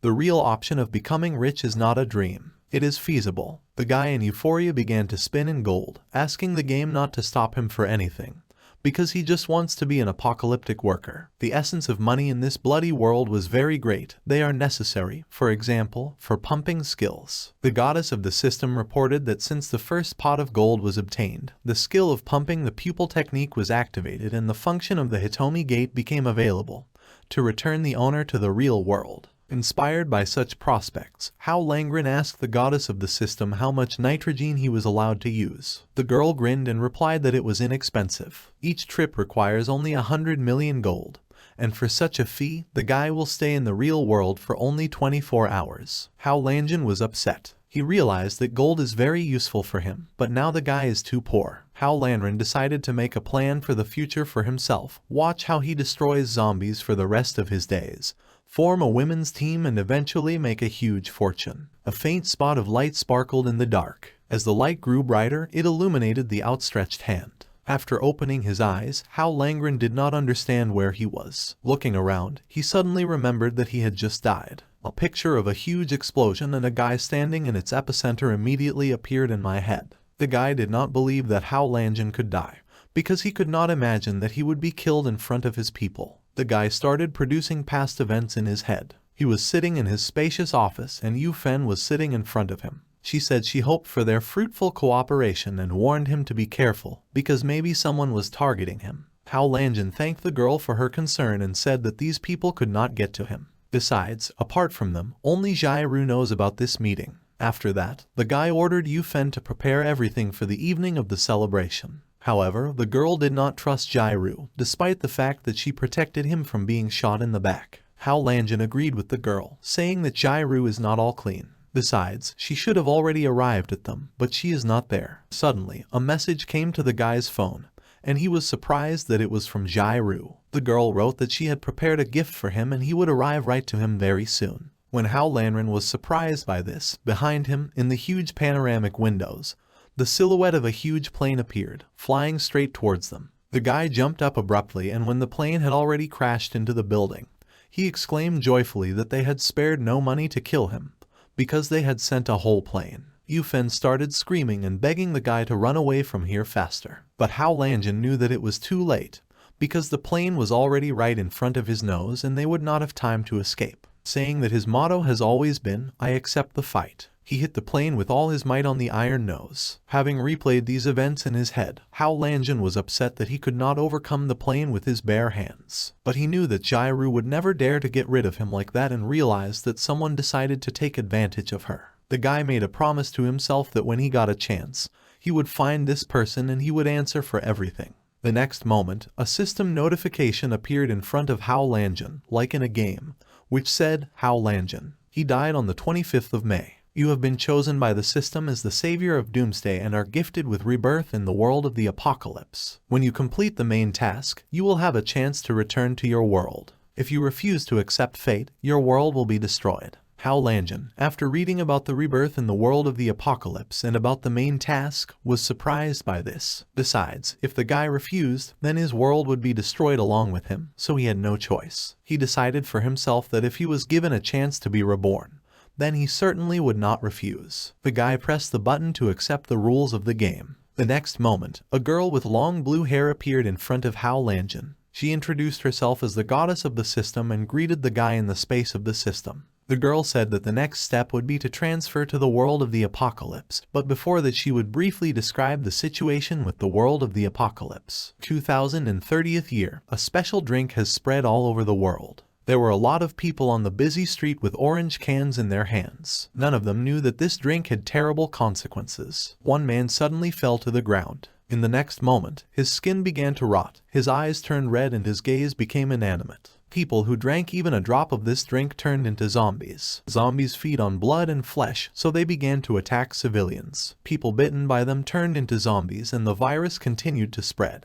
Very quickly, society lost order and control. The world has turned into an apocalypse. Therefore, Hao Lanjun was called in this world to save those people and allow them to restore their world. The goddess of the system said that the guy here has no chance to be reborn again and told him to try to stay alive. But Hao Lanren was too weak and did not think that he would be able to save the world of the apocalypse. Besides, he was being sent there with his bare hands. The guy knew that the system could resurrect people and wanted to see what else it could do. But the goddess of the system was shocked by his words, because the guy himself jumped on a flying plane without anything. But since he was the chosen one, she decided to help him. The girl said that before electing him, there were 98 more elected, but all of them were defeated. Hao Lanren was the 99th and, of course, would get help from her. The goddess of the system smugly hoped that the guy was scared and he would start begging her on his knees, asking for help. But Hao Lanjun's words that the system is useless since it sent so many people to death angered the girl. She angrily told him that in order to increase the chances of survival, the system gives the host a choice of some abilities, but only one ability can be selected. After the player selects it, there will be no more chances to change. She, still in anger, pointed to the ability panel and said that the guy could open one and read the description. Hao Lanjun knew almost all of these techniques and there was no point in choosing them. But when he saw the magic eye skill, he clicked on its description, Special Eye Technique, Level 0. Promotion is possible, with an increase in obtaining new effects. The current effect is an X-ray. Overjoyed, Hao Lanjun pressed the button to acquire the ability. In the next moment, his eyes turned orange and the pupil took the shape of a star. The goddess of the system reported that the magic eye includes a special technique of the eye of the head system. In the world of the apocalypse, gold has lost its value, but in the hands of Hao Lanjin, it is a very valuable material. After all, in order to become stronger, he needs gold. The guy will have to donate coins to the system to save this world and return to his own through the eye gate. In addition, Hao Lanjin's magic eye is still level 0 and has only one ability, X-ray. The guy realized that the gate of the eye would allow him to return and he would be able to take revenge on those traitors. His sinister appearance, as he thought out a plan of revenge, puzzled the goddess of the system. After that, the girl continued to explain. In addition to the class ability, the system gives players a beginner's bag. There they will find food for 20 days and a blade. The guy can get them with his mind, and she warned him to use them wisely. The goddess of the system, saying that killing zombies Hao Lanjin would get surprises, suddenly said goodbye to him and he began to disappear. The next moment, Hao Lanjin found himself in an unknown room. Looking around, he saw that he was in someone's bathroom. An unknown girl was taking a shower behind the screen. Hao Lanjin was delighted with such a quick reward. Activating the magic eye ability and using an X-ray, I tried to see what was behind the screen. The guy saw that this was an ordinary person and was surprised by this. He knew that since it was his first time in this world, then he should be more careful, because perhaps the zombies here look exactly like people. The next moment, a knife was thrown at the guy from behind the screen. He flew a few centimeters away from him and, bouncing off, began to rush around the room. Suddenly a hand appeared from behind the screen and the knife went towards him. The girl grabbed the weapon and, defending herself, put it forward. Hao Lanjin was surprised by this technique because she almost managed to hurt him. But the next moment, the girl attacked him with a knife. Hao Lanjin managed to dodge every attack of the girl, who repeated it over and over again. Then he grabbed her by the arm and, twisting her leg, knocked the girl to the floor. After that, she jumped up angrily and, breaking away from the guy's grip, began to beat him. But Hao Lanjin managed to immobilize her again. The girl was surprised that Hao Lanjin was very strong. After all, from the very beginning of this zombie apocalypse, she survived only thanks to her powers. Realizing that she could not defeat the guy, she began to threaten that she would summon such a horde of zombies here and the guy would have a hard time, since they very quickly flocked to the smell of blood. But Hao Lanjin grinned and said it was a great idea, but the girl was completely immobilized. The girl realized that she really couldn't even move her legs or arms. She looked at him angrily and promised herself that she would tear him apart. To Hao Lanjin's surprise, the girl started biting. But after a while, when the guy let her go, she collapsed on the floor. The girl, upset, said that she had been hungry for too long, so her strength ran out, but next time she would definitely overcome him. Hao Lanjin, with a predatory smile, took out a tin can from behind his back and handed it to the girl. She was very surprised by this. Canned food in their world was a very valuable product, and the girl did not believe that Hao Lanjin was so kind that he would give food away just like that. Hao Lanjin, teasing the girl, said that they would have a precious dinner today, which was best cooked on fire. High-grade meat, washed with the purest water, fried in oil. The guy was sure that this girl should have blown the roof off. And he was right, she was fighting with herself not to snap. Deciding for herself that it was better to die of poison on a full stomach, she grabbed a tin can and, after tasting a piece, made sure that the guy was right. After that, she ate the whole can in a few seconds, which shocked Hao Lanjin. After that, the girl started asking for more food. Hao Lanjin found out the girl's name, Izayali, and said he would give her food if she answered a couple of questions. In a dark room, Hao Lanjin was sitting hunched over a map, and Izayali was sitting next to him, holding an apple in her hands. After talking with her, the guy realized that they were in the south of the state of Hua, in a city called Yuanju. And the spread of the virus began 3 years ago. Most of the survivors gathered at a point on the map that he marked. But there are many others who are now next to them due to the fact that a large horde of zombies has accumulated at the northern gate. Izayali gave him a map of Quanju City, and with this map, further movement would be easier. Hao Lanjin jumped up abruptly, startling the girl. He thanked Izayali for the exchange and said he had to go. He went up to the window and, praising her figure, jumped out. The girl ran to the window and looked after the departing Hao Lanjin. She considered the guy useful, even if he suddenly showed up next to her bathroom, so he also had so much precious food with him. Izayali grabbed her knife and decided to go with him. Hao Lanjin walked through the city, which had already plunged into the night. Izayali was watching him from around the corner, and the guy noticed it. He didn't mind, because he didn't think she was bad and didn't pay attention to the girl, allowing her to follow him. The The goddess of the system told Hao Lanjin that he would get good things for killing zombies, and not knowing what kind of things he was talking about, he decided to kill a couple. When the guy was walking, he accidentally kicked a tin can that was lying on the ground. A loud sound went through the buildings. There was a zombie in one of them, and when he heard it, his eyes lit up red in anticipation of the victim. Hao Lanjin walked, not understanding why the zombies were not visible. And the next moment, the window that was next to him broke and a zombie jumped out, ready to attack him. Hao Lanjin was not surprised by the sudden attack of a zombie that jumped on him right out of the window. He jumped back and the zombie's hand, with sharp nails, cut through the empty air. The zombie fell to the ground with a noise. The guy guessed that the monsters were attracted by the sound of that tin can. This meant that they were sensitive to sound. The zombie got up and attacked the guy again.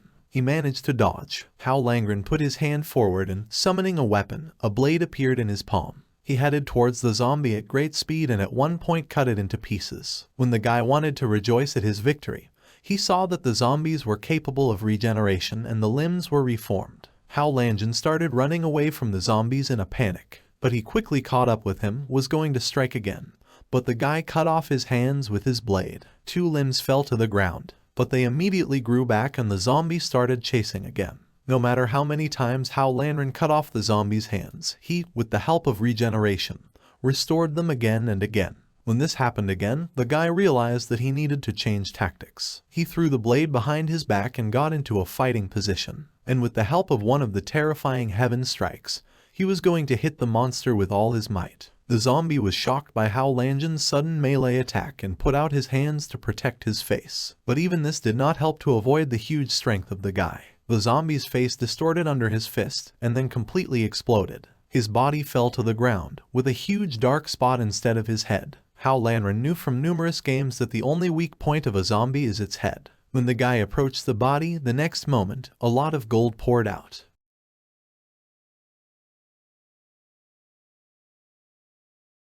The goddess of the system appeared, who congratulated the guy on the first zombie kill. The girl said that for killing one zombie, he gets 1 million coins and with this balance he can start donating. Hao Lanjin was inspired by such a reward and began to dream of becoming rich. The goddess of the system said that for receiving the first bucket of gold, the guy opened one of the branches of the development of the ability of the magic eye. To raise the level, Hao Lanjin needed another 10 million gold to reach the eye of martial spirit, and his money was not enough yet. When the guy stared at the girl in shock after these words, she gloatingly reported that the skill of the golden eye is an X-ray. The next skill of the eye of the fighting spirit is still hidden, and to open it, the guy needs to earn a lot of money. In addition to all this, Hao Lanjin activated the Gate of the Eyes, which will allow him to return to his world. The guy exclaimed enthusiastically that this was exactly what he was waiting for and asked how much gold was needed for the transition. The goddess of the system, grinning angrily, replied that it was inexpensive. For each transition, the guy only needs 100 million gold. Besides, he can stay there no more than 24 hours. After these words, all of Hao Lanjin's fighting spirit disappeared. The goddess of the system told him not to get upset and get to work. The girl said her last admonition: only objects can be stored in space, living beings cannot. The gold that the guy gets for the murders is visible only to him. You cannot touch gold, it automatically replenishes the system account. When the player goes to the system space, time in the world stops. Therefore, he should not worry that he will be discovered or injured. With the words that it is very important to use these warnings and he can call her at any time, the goddess of the system began to disappear, wishing the guy good luck. Hao Lanjin, realizing that he needed to earn a lot of money to earn money to use the eye gate, grabbed his head. After he was moved to the city, when the guy went in search of zombies, Yizaolin continued to watch him from above. She called the guy amazing, because he managed to kill a zombie with one blow. The girl realized that Hao Lanjin was not familiar with their world at all. She wondered why a person so gifted, with infinite resources, would go to their hole. She was wondering what other items and things he had. Yizaolin descended to the ground and when she landed and stood up, she was suddenly covered with a black bag. Meanwhile, Hao Lanjin had already killed several zombies whose bodies were lying in front of him. His balance was 5 million, and he was upset because it was still very far from 100 million. Suddenly, a pungent smell hit his nose. The guy looked around to understand where the stench was coming from and saw a note nearby. Hao Lanjin, covering his nose with his hands, took the note and read it. Someone just asked for help and said that he was near an amusement park and there were a lot of zombies there. The guy was happy about this, because where zombies are, there is gold. At the same time, he will find out where they are most. The amusement park was completely empty. Hao Lanjin, entering the park, began to look around. Suddenly he noticed that not far away under the rubble sat a girl who asked for help. When she saw the guy, she was delighted with him and began to attract his attention. But suddenly 2 zombies appeared in front of her, who came to her screams. One of them smiled rapaciously and his eyes flashed a bloody color. Terrible hands shot up to Hao Lanjin, but the next moment, the severed limb was already lying on the ground. From the strong blow of the guy, the zombie's entire arm was torn off. At the loud sounds, several more zombies came running. One of them was about to pounce on Hao Lanjin, but he put his hand forward and activated a beam that pierced through him. After that, the guy jumped up and, summoning his blade, cut the zombie's head. When the guy landed, 2 men immediately attacked him from behind. Hao Lanjin launched his knife behind his back. He flew around, hitting the shoulder of one zombie and cutting the head of another, and jumped aside. Hao Lanjin kicked one zombie with all his might, and when he fell, he struck him several blows with his blade. After some time, the blade, to the joy of the guy, rested on a hill of gold. He stood up, saying it was over. The girl watching the fight was very surprised that Hao Lanjin was able to kill so many zombies alone. She went up to him and, trying to seem nice, thanked the guy. But he ignored her. Hao Lanjin held a dead zombie in his hands and examined it. The girl was taken aback by this. The guy didn't understand why the zombie was dead, and they never gave him the gold from it. Hao Lanjin freaked out and, throwing the dead zombie to the ground, began to beat him. The girl who was watching all this thought he was crazy. After some time, gold coins finally started popping out of the zombies. The girl hid from Hao Lanjin and wondered aloud if she would be able to escape. Hearing her, the guy asked her a question, which scared her very much. The girl realized that she could not escape and decided that it was worth trying to seduce him. She went out to him and thanked him for saving her. But the guy ignored the temptation attempt and continued to finish off the zombies. The girl followed him and introduced herself as Choo Choo. She said she was looking for food and came across a zombie, so she had to run for a very long time and, tired, hid in this park. After Choo Choo asked Hao Lanjin to escort her back for gratitude.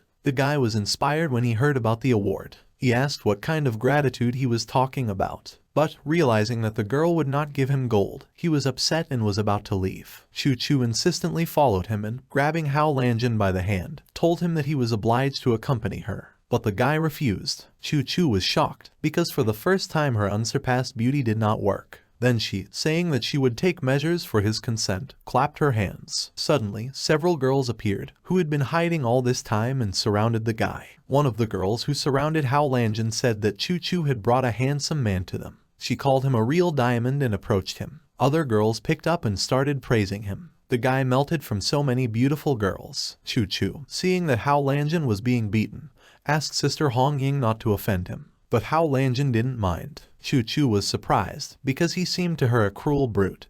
But now he was happy with so many beautiful girls. They took Hao Lanjin, who had completely melted in their hands, by the cheeks and said they liked him and asked if he would go with them. Hao Lanjin, to many of their persuasions, happily replied that he agreed to go with them. The girls smiled sweetly at the fact that the guy gave in so easily and called it boring.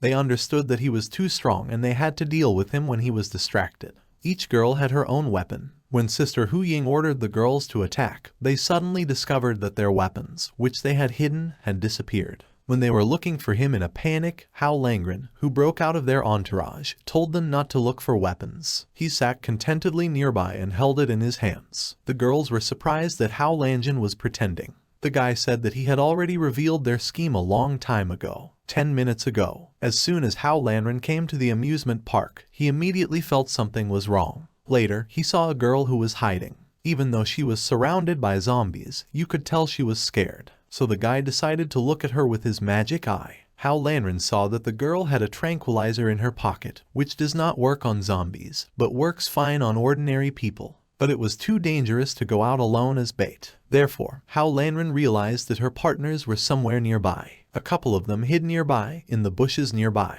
They all have weapons in their hands and none of them looks weak. The guy realized that it was a trap with bait. But Hao Lanjin himself always arranged such ambushes, and if they want to catch him, he will punish them. Therefore, Hao Lanjin used the technique of a businessman from the past world, sticky fingers. He collected their weapons and wanted to see how they would cope without him. Hao Langren, standing in front of the girls with their weapons in their hands, ordered them to show everything they still have, otherwise they would not have a second chance. The girls understood that Hao Langren had revealed their plan and they would not be able to do anything without weapons. They began to stretch their arms, preparing for hand-to-hand combat, and Sister Hu Ying said that no man had ever been able to escape from her. Then after the order to go into battle, the girls attacked Hao Langren. One girl wanted to punch him in the face with her fist, but he leaned away, grabbed her hand, and, stepping on her foot, knocked the girl to the ground. The other attacked Hao Langren from behind, but the next moment, a whip wrapped around her leg. The guy used the weapon that he took away from the girls. After Hao Langren pulled the whip with all his strength, and the girl spun at high speed. Taking advantage of Hao Langren's back, Sister Hu Ying and Chu Chu attacked him from behind.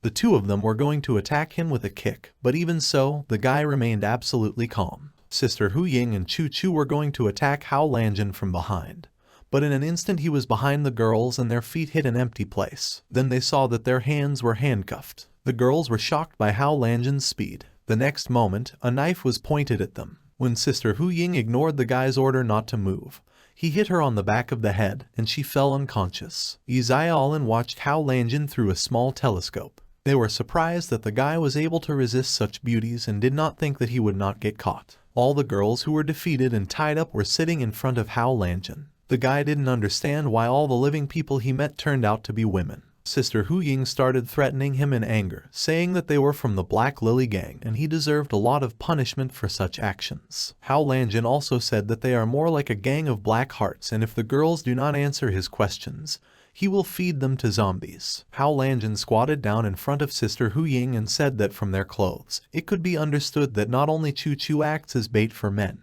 Also, in addition to the words that no man has escaped from them yet, the guy asked what really happened to those men, because he hadn't met any of them all day, and he fell into their trap. Chu Chu replied to Hao Langren that men have become very valuable animals for them. When the epidemic broke out, in the same conditions, the first signs of the disease appeared in men.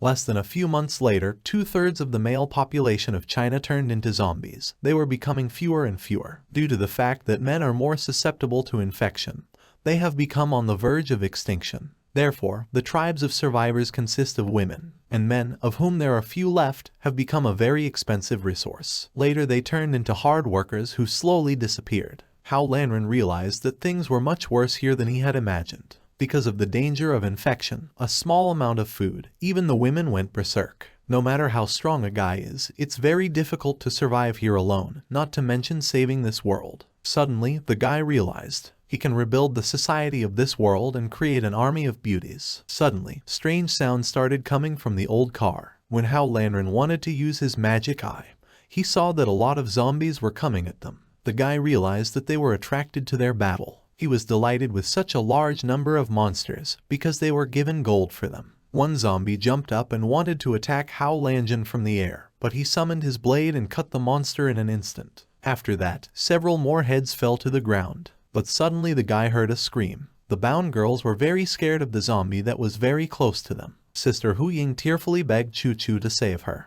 But Chu Chu, seeing that the zombies had already grabbed her by the hand, said that only Sister Hu Ying was infected here and it was not worth dragging her in. She pushed her away and, getting up, ran away. Sister Hu Ying, who fell to the ground, was attacked by many zombies. Chu Chu ran up to Hao Langren. The guy, despite the threats of the girl, told her to contact at any time. A huge number of zombies had already gathered behind him, ready to pounce at any moment. The guy cut each monster mercilessly and at high speed. After that, a lot of gold was formed around Hao Langren. The guy happily began to spin and jump. Isaiah Allen watched his euphoria from afar and did not understand why Hao Langren was so pleased. She called him strange, because the girls could not seduce him, but he is very happy killing zombies. A huge crowd of zombies appeared. When they saw Hao Langren, they ran to him. The guy wanted to kill them all and get even more gold, but he understood that he had done a great job today. And if he continues to kill, he will attract even more zombies. At this rate he will not be able to keep such a number. One zombie attacked Hao Langren, but he instantly cut off his head with his blade. After that, he abruptly turned around and stretched out his hand, in which there was a can of food.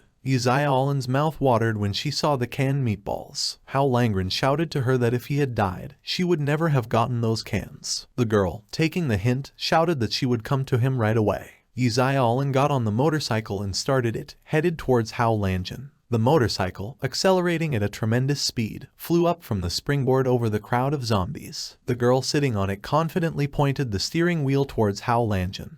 Allen landed on a motorcycle in a crowd of zombies and, having reached Hao Lanjin, ordered him to jump in. The girl also angrily told him to hold the jar tighter, and if he dropped it, she would skin him herself. The guy sat behind Allen. The girl abruptly turned the speed handbrake and the motorcycle, rising on one wheel, went straight through the zombies. Monsters were dying under the wheels of the motorcycle and Allen ordered the guy to hold on tight as she was going to accelerate. Hao Lanjin grabbed her by the waist and the girl, embarrassed, said that if it wasn't for the food, she would never have spent fuel on a man. Under Allen's angry shouts, the motorcycle came out onto the road and headed towards the shelter. Dusk fell on the city. Allen and Hao Lanjin were sitting in the house. When asked about this place, the girl replied that it was her second base. When the epidemic broke out, the area of the rich immediately emptied, so she chose this estate and arranged it for herself. After the guy asked about the fuel, the girl said that it was a gift from her father before the outbreak of the epidemic. Allen planned to go by motorcycle to the center of Hua Estate and find her parents, but due to the fact that there are too many zombies on the northern gate of Gwangju, she could not get out of this place. The girl had to save fuel while here. In addition, she still collects more in the process of exploring the area. Allen hoped that she would be able to get out of here one day, and that her parents were still alive. Hao Lanjin upset her story. He handed Allen an apple, saying that a lot of strength would come to her on a full stomach. She grabbed an apple and took a bite with relish. She said she hadn't eaten apples for a long time. The last time the girl tried it 2 years ago, she found one in a frozen food warehouse, but it was rotten. Hao Lanjin called her a glutton. After that, the guy decided to find out more about everything. He asked why Allen was following him and smugly assumed that she liked him. She choked on an apple and said in a hurry that she was worried about the food. If the guy had died, she wouldn't have been able to get the cans out of his corpse. Allen directly asked who the guy was and how he managed to get so much food. But Hao Lanjin replied that even though they were seeing each other for the second time, he still did not know what kind of person she was, so he did not disclose his secrets. But Allen reminded him that she had told him her name and decided to tell him a little about herself. The girl before the apocalypse was a member of the national fencing team and won prizes more than once. She was an excellent wielder of edged weapons, plus these 2 years she practiced very often. After Allen added that even despite numerous workouts, she couldn't compare to him. Hao Lanjin was struck by the girl's story. Since she is a member of the national fencing team, it became clear to him where she got such strength from, and she is definitely not weak since she survived the zombie apocalypse. After that, the guy remembered his plan to create his own society. If a guy has as smart and strong a girl as Allen on his side, then with such a team, no man's army will be able to defeat them. Hao Lanjin is determined to create his own female apocalypse squad. Seeing the guy's sly face, Allen hit him on the head, distracting him from his thoughts. She angrily said that the guy has some perverted thoughts and demanded from him an explanation of who he really is. Hao Lanjin couldn't tell the girl yet that he had been transported from another world. He said his name and lied that he was a master of wushu. As for the food, he pointed to his pants, indicating that the cans are there. Allen, angry, hit him with a pillow. After finishing the quarrel, Hao Lanjin seriously suggested that Allen conclude a contract with him. When the girl asked about him, the guy replied that he needed to hunt zombies, and she, as he knows, is well aware of the territory. Therefore, Hao Lanjin invited the girls to become his guide, and if she agrees, he will pay her with his favorite food. After hearing that Hao Lanjin would give a tin of canned food and an apple for every meal, Allen immediately raised her hand up, agreeing to become part of the team. The girl saw that you couldn't tell from him that he was bad, but she understood why he would kill zombies. However, his offer was very beneficial for her. Allen put her fist forward as a sign of the conclusion of the contract. Hao Lanjin smiled and punched her on the fist. The guy was glad that there is already the first fighter in the female squad of the apocalypse. Allen suddenly confessed that when the girls from the Black Lily gang seduced him, he thought he would fall for their tricks, but he turned out to be a gentleman. Hao Lanjin said with satisfaction that he did not fall into a cheap trap, as he is a good judge of people. Suddenly the door creaked. The guy leaned back on the couch to see the newcomer. His nose bled in an instant when he saw that a beautiful girl came into the room. A beautiful girl was standing near the entrance to the room. Hao Lanjin couldn't take his eyes off her. Suddenly, he was hit several times on the head. He watched with a few bumps as Izayalin ran up to the girl, and, showing her fist to the guy, said she would help her sister change clothes and ordered not to peek. The door slammed shut. Hao Lanjin angrily said that even if he wanted to, he still couldn't ignore her. Suddenly his attention was attracted by a cabinet, inside which there were jewels. The guy realized that the former owner of this mansion was a very rich man, and when the apocalypse began, he urgently fled that he had forgotten about all the valuables. As soon as Hao Langren touched the gold bracelet, it disappeared in his hands. A system window appeared. The system absorbed the golden bracelet. Personal items can be exchanged for 10,000 coins. It doesn't matter what it is, if it is made of gold. Just one touch and your balance will be replenished. Hao Lanjin was inspired by this news. He decided to look for more gold items. The guy hoped that he would soon be able to return to his world for a while. When he was searching the whole house for gold, Izayalin came out of another room, leading her sister by the arm. Seeing that the guy was lying on the floor and looking at something under the sofa, the girl asked what she was doing there. Hao Lanjin jumped up sharply and in his defense cited the dirt in the apartment, so he decided to clean up.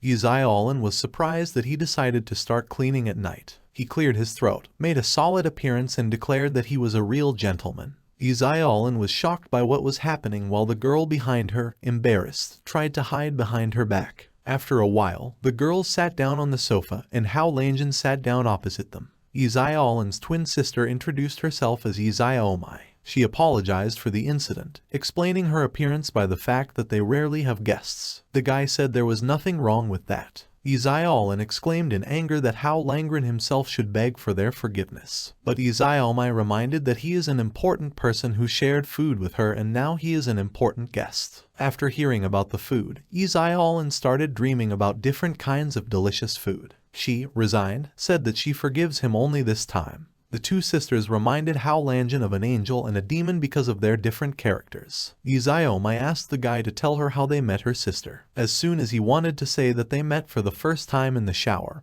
he was grabbed by the cheeks. Izayalin said in a hurry that she met him when she was rescuing him from the Black Lily gang. Izayalin let go of Hao Lanjin and he fell to the floor without strength. The girl understood that it was impossible to let her sister find out that he was spying on her in the shower. Izayomai said that Hao Langren started the story with a shower. The guy with Izayalin's heavy hand on his shoulder replied that she just imagined it. Izayomai said that if she finds out that Hao Langren is hurting her sister, then she will not leave him so easily. Even though the girl said it with a sweet smile, a sinister aura appeared around her. The guy saw that she looked like a gentle angel, but it's not that simple. Suddenly, Izayomai started coughing. Izayalin, seeing that her sister was ill, grabbed her in a panic. Hao Lanren realized from the bandages on her body, the pale color of her skin, the cough and chest pain in the girl that she was sick. He activated the magic eye and, after examining the girl, saw that she was heavily infected. The world of the apocalypse is polluted. Bacteria and viruses are around. One scratch is enough for a person to die from the disease. Hao Langren asked how Izayomai got these wounds. Izayalin, clenching the hem of her skirt into a fist, said that it was because of the girls from the Black Lily gang. A couple of weeks ago, Izayalin and his sister were looking for food in the cold storage warehouse. They entered the building and started packing groceries into their backpacks. They were lucky and they found a lot of food, but their happiness did not last long. The door swung open and Choo Choo appeared on the threshold with a couple of girls. A gang of black lilies looked in on them. They were well armed, and the number exceeded. They only know how to take food from other survivors. Izayalin said that back then they had only found such a large supply of food and would not have given it away just like that. And so their fight with the Black Lily gang began. Izayalin fought them with her blade. She has been proficient in melee weapons since childhood. Izayomai also shot them with an iron bow. She was a very good marksman and from hundreds of meters she hit right on the bull's eye. The two sisters were a great team and quickly defeated the Black Lily gang. They even started begging for mercy so that Izayalin and Izayomai would let them go. As a result, Choo Choo pulled out a knife from her leg, which Izayalin stuck there and threw it in her direction. Seeing the flying knife towards her sister, Izayomai instantly stood in front of her, taking the blow on herself. Choo Choo gritted her teeth in hatred and, pulling out the dagger that was stuck in her leg, threw it at the departing sisters. Izayomai, seeing that the dagger was flying straight at Izayalin's back, stood forward, covering her sister with herself. The dagger pierced the girl's chest. As a result, one of the Black Lily gang attacked the sisters from behind, and Izaomai protected her sister from that dagger. Izaolan, in whose hands Izaomai was lying, stared in horror at the dagger that was sticking out of her chest. She was badly injured. Izaolan wanted to take revenge, but their battle attracted zombies. They had to flee from there immediately. Izaolan took her sister's arm and they left the place. Although the girls escaped, Izaomai's wound was too deep and infection began.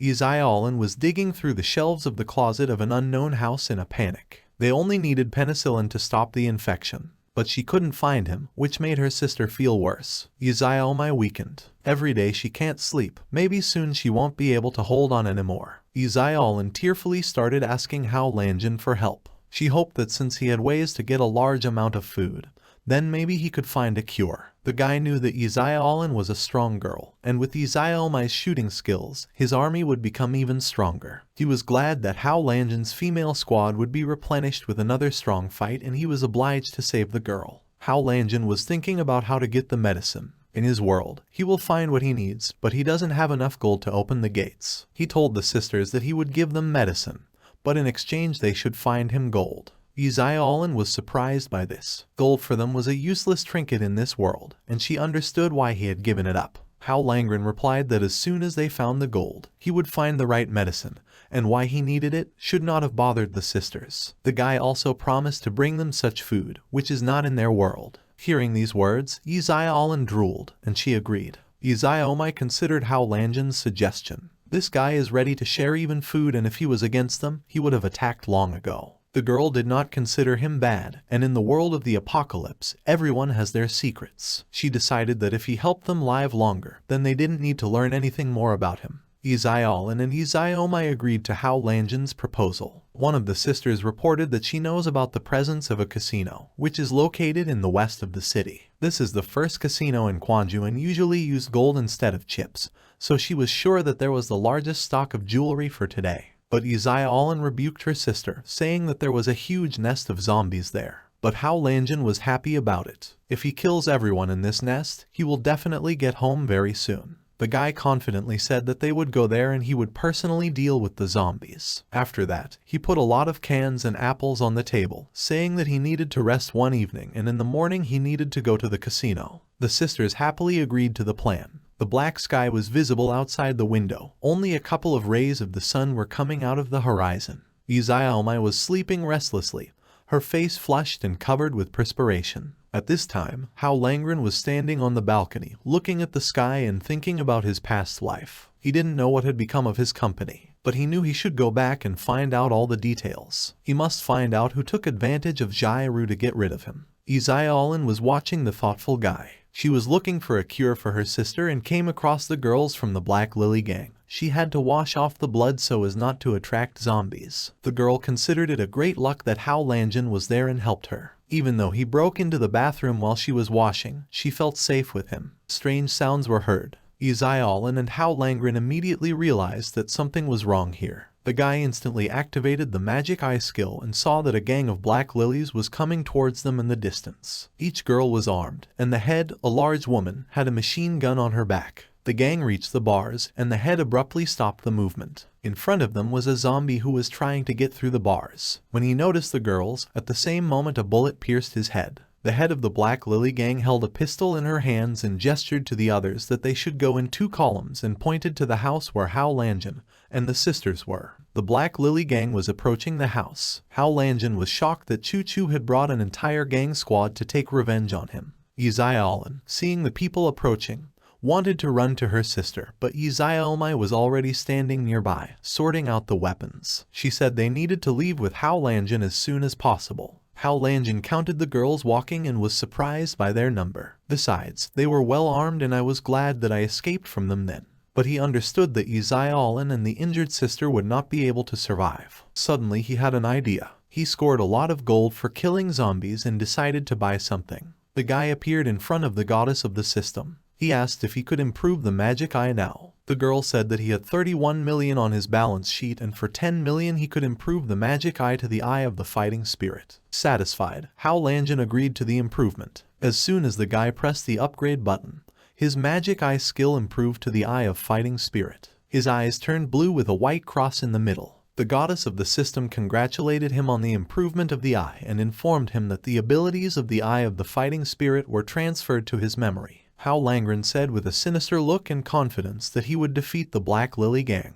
The goddess of the system also reported that 10 million coins were spent to improve the magic eye. At the moment, the current balance of the guy's balance was 21,010,000 coins. The next level of the magic eye is the Eye of the Scarlet Flame, which will require 20 million coins to improve. The girl asked if he wanted to continue improving. Hao Langren was shocked by the price. He understood that if he agreed to improve, he would never be able to get back into his world and decided to postpone this matter. Hao Langren refused to improve, postponing it for later. The goddess of the system said that with the improvement of the magic eye, open a new skill wonderful lottery eye. A huge wheel of fortune appeared behind the girl, the prizes of which lay in a huge capsule. She said that the wonderful lottery of the eye is a skill that allows you to get a random reward for 2 million coins. The player can get equipment, skill, or weapon. Among the awards there is also a pain point of 7 stars, an antivirus against zombie poison, a sword of Ganjian. Hao Langren, calling the awards excellent, decided to try. The gears began to move and the arrow of the wheel of fortune began to spin rapidly. When she stopped at one of the cells of the wheel, a roll of napkins appeared in the guy's hands. Hao Langren started getting angry, calling the magic eye lottery a divorce. The guy decided to try his luck again and once again won an absolutely useless thing.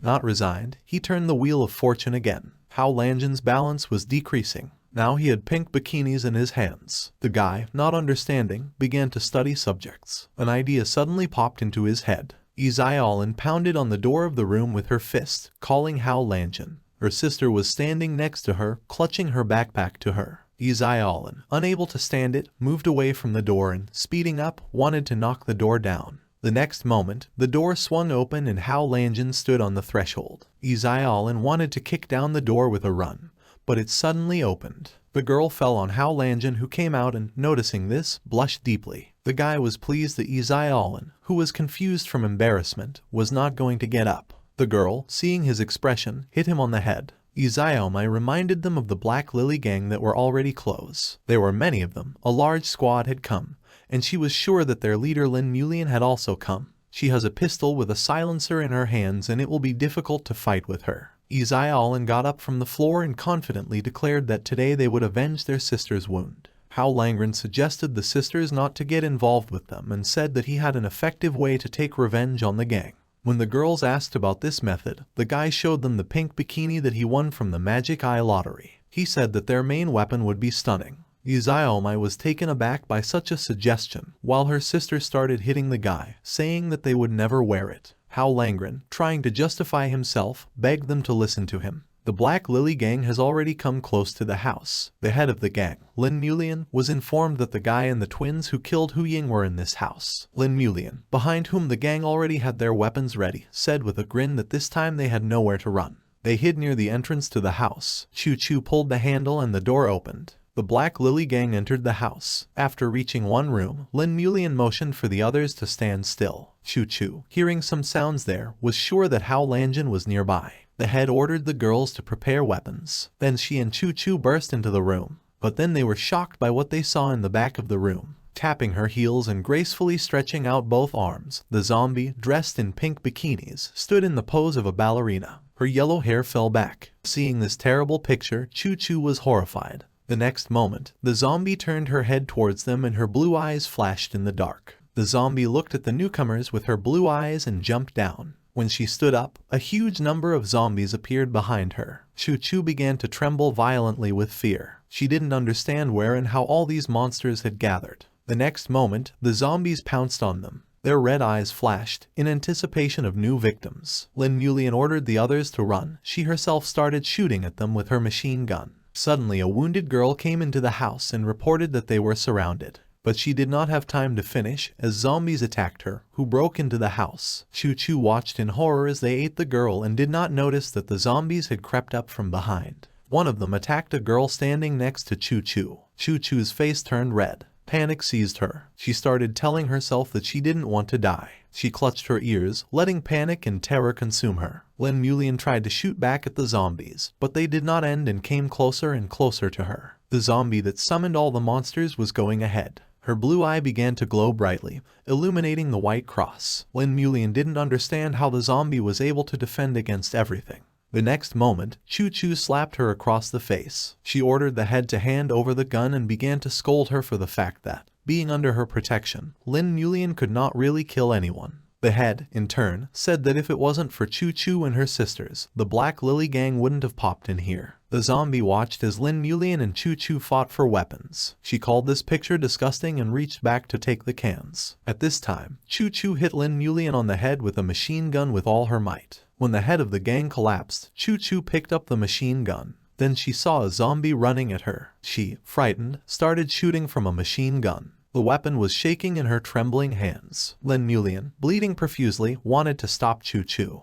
But it was too late. The zombie was running towards Choo Choo, covering herself with a can of fuel. As soon as the bullet hit the canister, there was a huge explosion. The shockwave went beyond the house. Hao Langjun, whose blue eyes reflected a white cross, said goodbye to the Black Lily gang. Hao Langjun carried Yi Xiaomai on his back while her sister walked by her side. The girls kept looking back at the burning house that was left behind. A notification appeared in front of the guy. Congratulations to the player on receiving 6 million coins. Hao Langjun was delighted that you can also get gold for controlling zombies and killing others. Seeing the guy's joyful face, Yi Xiaolin called him a pervert and ordered him to stop with bad thoughts. But her sister asked not to swear at Hao Langjun because he saved them from a gang attack. The guy quite agreed with Yi Xiaomai's words. But Yi Xiaolin continued to get angry, saying that a lot of fuel was wasted. Yi Xiaomai asked the guy about that zombie who suddenly started dancing. Hao Langjun, taking a deep breath, decided to confess to them. Hao Langjun answered the sister's question that if you use a special technique of hitting AI points, even they will start dancing without stopping,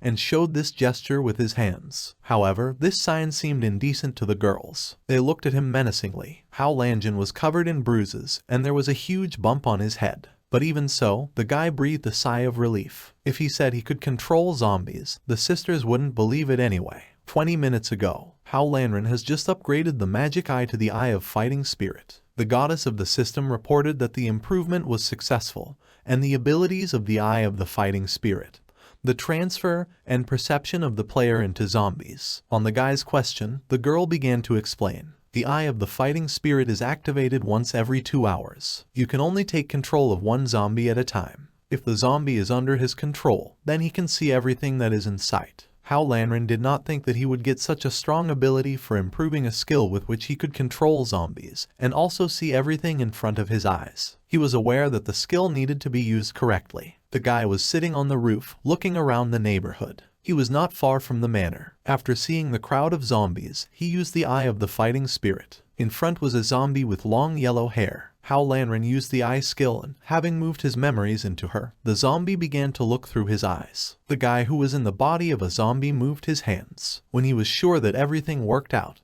he looked at the zombies standing behind and said that their performance was in the other direction. She got into a seductive pose and the other zombies couldn't take their eyes off her. Overwhelmed by her, the zombies began to follow her in a huge crowd. Hao Langjun laughed at this. The guy, praising himself for the stunning plan, began to giggle. The sisters were alarmed. Yi Xiaolin called him a pervert again and was sure that he was thinking about something obscene again. These words knocked Hao Langjun out of his thoughts. He told the girl that he was just glad that they had dealt with the Black Lily gang. But she didn't believe him. Yi Xiaomai asked them not to swear, because if they start talking even louder, they will attract all the zombies in the area. The girl, trying to bring everyone into fighting spirit, said that there was still a little bit left before the casino. They won't get there on foot until dawn. Yi Xiaolin agreed with her sister's words and hurried Hao Langjun. The hand that was struggling out from under a large pile of garbage suddenly began to move. After that, a zombie head appeared. When the monster was looking around for people, a blue dot appeared on its back. The next moment, an unknown person cut the zombie's head, and it fell to the ground with a noise. The head of the zombie that had just been killed was lying on the ground. Behind him stood another zombie, from under the cap of which blue eyes with a white cross were visible. A knife glittered in his hands. Hao Langjun's balance was replenished by plus 1 million coins. The guy, killing zombies with another dead man, also gets money. For him, killing in this way was less of a problem.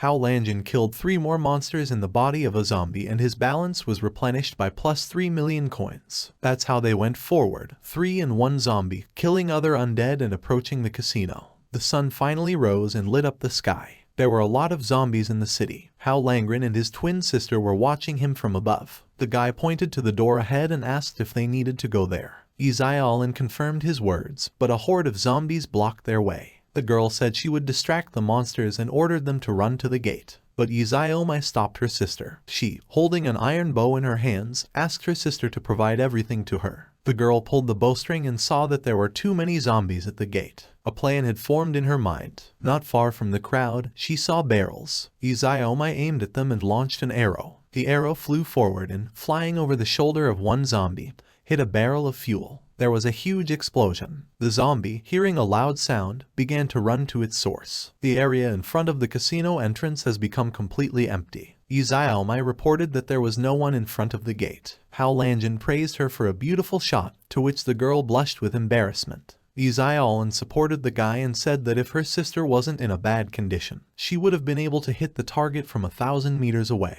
After that they went to the casino building. After seeing the golden gate and the golden dice that decorated the roof of the building, Hao Lanjin was convinced that the casino was overflowing with gold. Izayomai confirmed his words, because she herself visited the casino before the apocalypse. The guy confidently led the sisters into the building. Just as they were about to set off, the wind rolled the iron can, and it hit the curb. There was a sound. Hearing him, Hao Langren immediately ordered the girls to hide. They hid behind one of the buses. The guy watched as a large cloud of dust rose up ahead of the street. Something huge took the lying objects on the road and threw them with all its might in different directions, creating loud noises. Izayomai watched in horror at the huge creature, whose size was almost an entire building, and did not understand whether he was a zombie. A huge monster that looked like a big baby was walking down the street. He threw objects that got in his way. After sitting down on the ground, he raised his hands and began to scream heart-rendingly. The rope that was sticking out of his navel rose up and began to spin. A strong wind rose, which broke the windows of nearby buildings. Izayalin assumed with horror that the monster that came was a demon. The guy did not know about their existence, and the girl explained to him that according to the stories of the survivors, these are mutated zombies. His destructive power scared them. The monster was equal to 100 zombies, and the sisters did not expect to meet a mutant. Hao Lanjin wanted to find out if the demon was so strong and picked up a stone from the ground. Dropping to the ground, he started aiming at the road sign that was bent. Having launched it, the stone bounced off the sign with a noise. Hearing the sound, the demon instantly turned towards the source and began to play with the road sign. A street lamp towered over the demon, on which stood a zombie with a blue gaze. He jumped and aimed his spear at the demon. As soon as the tip of the spear was very close to the back of the monster's head, the next moment, he waved his hand behind his back, grabbing the zombie. The demon began to squeeze the zombie in his palm, and Hao Lanjin's memory began to dissipate. The demon began to examine the zombie with his red eyes and, taking the zombie by the scruff of the neck, threw it into his open mouth. A zombie's hand was sticking out from behind the teeth, and then it completely disappeared and bones cracked. Hao Lanren, who was watching this picture, used to think that the demon was just strong and brings great destruction. But he turned out to be smart and fast. The guy understood that with the current level of the magic eye, Lion could not be defeated and not taken under control. The next moment, the goddess of the system appeared in front of Hao Lanjin, who agreed with his thoughts. She looked at the surprised guy, smiling. Izayalin looked questioningly at Hao Lanjin, while he looked back and forth, pointing his finger somewhere, then at her. The guy didn't understand if the girl could see the goddess of the system suddenly appearing out of nowhere. But the goddess of the system reassured him, saying that other people could not see her. After that, the goddess of the system pointed to the monster and said that it was a zombie demon that had devoured 10,000 other undead, and that was how he became a high-level zombie. While Hao Lanjin is not able to take control of him, but for killing a zombie demon, the guy will be given a big bonus. The system window appeared, temporary task. Destroy a high-level zombie demon in 3 days. Reward, 100 million coins plus a special reward. Seeing the reward for the task, Hao Lanjin's eyes lit up.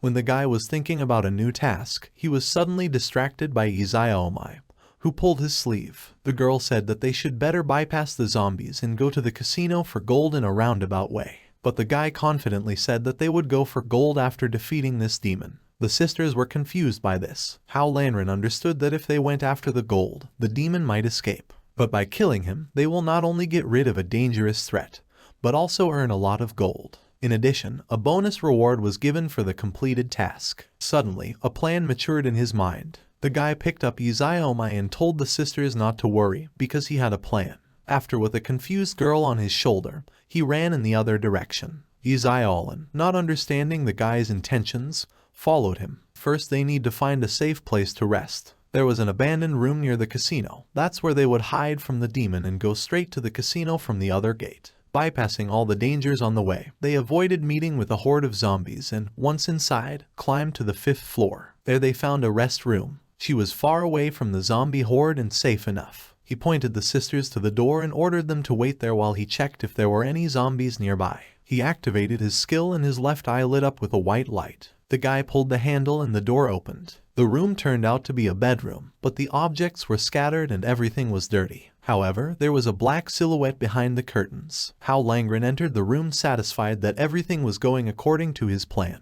But as soon as the guy went deep into the room, he slipped, drove a few meters, crashed into the bed. The guy realized that the whole floor was covered in wax. When he suddenly felt something with his hand, the worried twin sisters appeared in the doorway. But what they saw shocked the girls. The whole room was littered with erotic things and Hao Langjin was sitting by the bed, feeling a rubber doll. Izaya-Olin's gaze became tougher. Hao Langren, as if in euphoria, felt the rubber doll that was lying on the bed. What she saw made Izaya-Olin very angry. She looked at the doll's black toy eyes again and entered the room. Some time later, Hao Lanren was standing looking out the window, and there were a lot of swollen bumps on his head. The rubber doll was lying on the floor. Izaya-Omai looked at the guy anxiously, but her sister continued to be angry. Hao Langjin remembered the silhouette, looked behind the curtain and saw that the silhouette near the window was just a hat on a hanger. Izaya-Olin interrupted him, asking if he had chosen this room on purpose. The guy, in an attempt to apologize, showed a hat filled with food and said that it was a pure accident. Seeing the food, Izaya-Olin forgot about everything in a moment and only thoughts about it filled her head. The sisters were sitting on the bed, eating apples. Hao Langren said that he needed to prepare for the battle with the demon and was about to leave the room. Suddenly, Izaya-Olin announced that she would go with him. But the guy refused her and ordered the girl to stay in a safe place and protect Izaya-Omai while he dealt with the demon. Izaya-Omai saw him off and asked him to be careful. Hao Langren slammed the door and was ready to start acting according to plan. First he had to find a safe. But to deal with the demon, he needed more coins, and this place suited him. Going to one of the doors, he opened it and entered a room that was completely full of zombies. But as soon as the guy wanted to start the battle, strange sounds were heard behind him. When Hao Lanren turned around, he saw that a huge zombie had crashed into the door with a run. The monster, who had a huge torso and huge arms, looked at the guy with his crazy red eyes. Hao Langjin was glad to see him, because this huge zombie was the best fit. The next moment, the monster, growling loudly, wanted to strike the guy. Hao Lanren activated the martial spirit eye skill and the huge fist that was about to strike stopped near his face. The zombie froze, and then his eyes lit up with a blue color in the middle of which a white cross was visible. Hao Lanren was standing at the entrance to a room with a large number of zombies inside, and a zombie giant was standing behind him. Their eyes were the same color. As soon as the guy pointed in the direction of the undead, at the same moment, the zombie giant pounced on them. Hao Langjin's balance began to replenish. The guy ordered the zombie giant to stay in the room and finish off all the undead. He himself went to look for a safe with gold. Hao Langjin decided to start the search from the basement and from there to climb higher. After some time, a tired and out-of-breath guy was climbing the stairs. He searched all the buildings and couldn't find anything. Hao Langren had completely searched the main casino building and was on the top floor. He was already desperate, thinking that the safe was not here and it had been moved. He came across an office and realized from the luxurious interior and furnishings that this was the office of the casino owner. Suddenly it dawned on him that the safe with the gold might be there. Inspired and full of hope, Hao Langren began to inspect the office. He came across a photograph hanging on the wall. It depicted a beautiful young girl and a heavy man with a mustache who was in old age. Hao Langren activated the martial spirit eye skill and saw that there was a mechanism in the painting. He pressed the activation button and hoped for electricity. After that, two bookcases began to move apart and a passage appeared. The guy was very happy that there was his own generator. Hao Langren examined the passage and saw a safe at the end of it, which was of large size. He was sure that the gold was definitely here. But as soon as he wanted to enter the passage, the way was blocked by a security system. All the way to the safe was in the red lines of the security system, which could not be touched. But that didn't stop the guy. He, as if in a game, began to crawl on the floor, trying not to touch the red lines of the defense system, and to pull various tricks to get around them. Hao Lanren was able to walk all the way to the safe without touching a single red line of the security system. Rejoicing at this, the guy went to the safe. He activated the magic eye and his eyes turned orange, and the pupil took the form of a black star. But when he looked inside, he saw that there was only an envelope inside the safe. Hao Lanren slumped to the floor in disappointment. He walked around the 52 floors of the casino in search of gold, but could not find it. But, pulling himself together, Hao Lanren told himself that he had to find out what was inside this envelope, because such protection should be for something special. He hit the door of the safe with all his might and, opening it, entered there. The guy took the envelope in his hands and read the signature. "You will open it when your wife is not around." Burning with curiosity, Hao Lanren hurriedly began to open it. There was a torn photograph in the envelope. It was the man from the photo in the office, and next to him lay a girl who was torn from the photo and only her legs were visible. The guy didn't understand why to hide such a photo and called it a waste of time. He turned it over and saw some code. Suddenly, a notification came from the goddess of the system. She reported that the zombie giant that the guy took control of died, but he earned him a lot of coins. Right now, Hao Lanren's balance was 51 million coins. The guy called the zombie giant a good fellow. Although he did not manage to find gold, he decided that it was worth raising the level due to the accumulated coins. He moved to the system menu and the goddess of the system greeted him. Hao Lanren upgraded the Eye of Martial Spirit to the Eye of Scarlet Flame, the cost of upgrading which was 20 million coins. The guy was enveloped by a purple light, and he immediately felt several times stronger. In the next moment, his eyes flashed purple and a white six-pointed star shone in the middle. A system notification appeared. "Player, congratulations on improving the magic eye to the level of the Eye of the Scarlet Flame. Now you can take control of 2 zombies, and a new skill Eye of the Falcon has also appeared. Balance, 31 million coins. Hao Lanren was pleased that he can now control 2 zombies at the same time. The guy asked the goddess of the system about the new skill Eye of the Falcon. She replied that he should study it himself. Also, after the improvement of Hao Lanren, a new ability of the system became available: 10 turns. In 10 turns, the opportunity to win precious artifacts in the Magic Eye lottery will grow, and I asked the guy if he wanted to try. Hao Lanren agreed. 11 million coins were spent, and Hao Lanren had a bunch of old useless things in front of him. Hao Lanren began to inspect the things he had won in 10 turns in the Magic Eye lottery. Among them were pink pajamas and a green durian. Later, the guy noticed that the durian was empty. The goddess of the system grinned and told the guy to look for more, because maybe there would be something interesting among the things. After her words, Hao Lanren looked at the things again and noticed something. A small red box caught his eye. The guy picked up a small box in his hands and saw that it was erythromycin ointment. Hao Lanren understood that, of course, this ointment would not cure Izaiomai completely,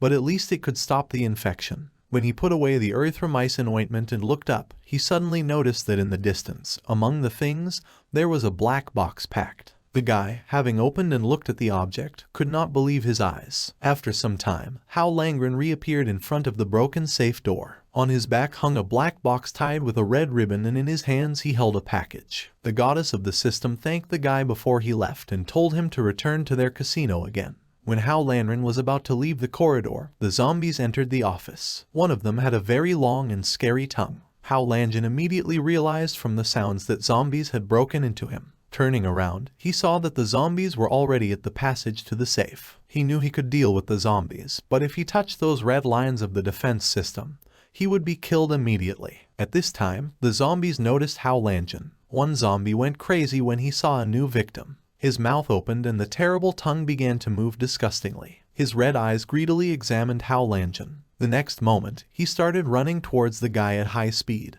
but fell under the red line of the protective system. A small passage opened in the wall and a golden cannon came out. She, spinning, began to shoot the fleeing zombie, and almost immediately the killed monster fell to the floor. The power of the weapon surprised Hao Lanren. He was confused, not knowing what to do. At this time, other zombies re-entered the corridor to the safe and again touched the red lines of the protective system. The red light came on. A huge number of new guns came out of the wall and ceiling. They started shooting in different directions. Hao Lanren, watching the numerous bullets, figuring out how he should dodge so many at once. In the next moment, one of the bullets was near the face of a guy whose eyes were burning purple.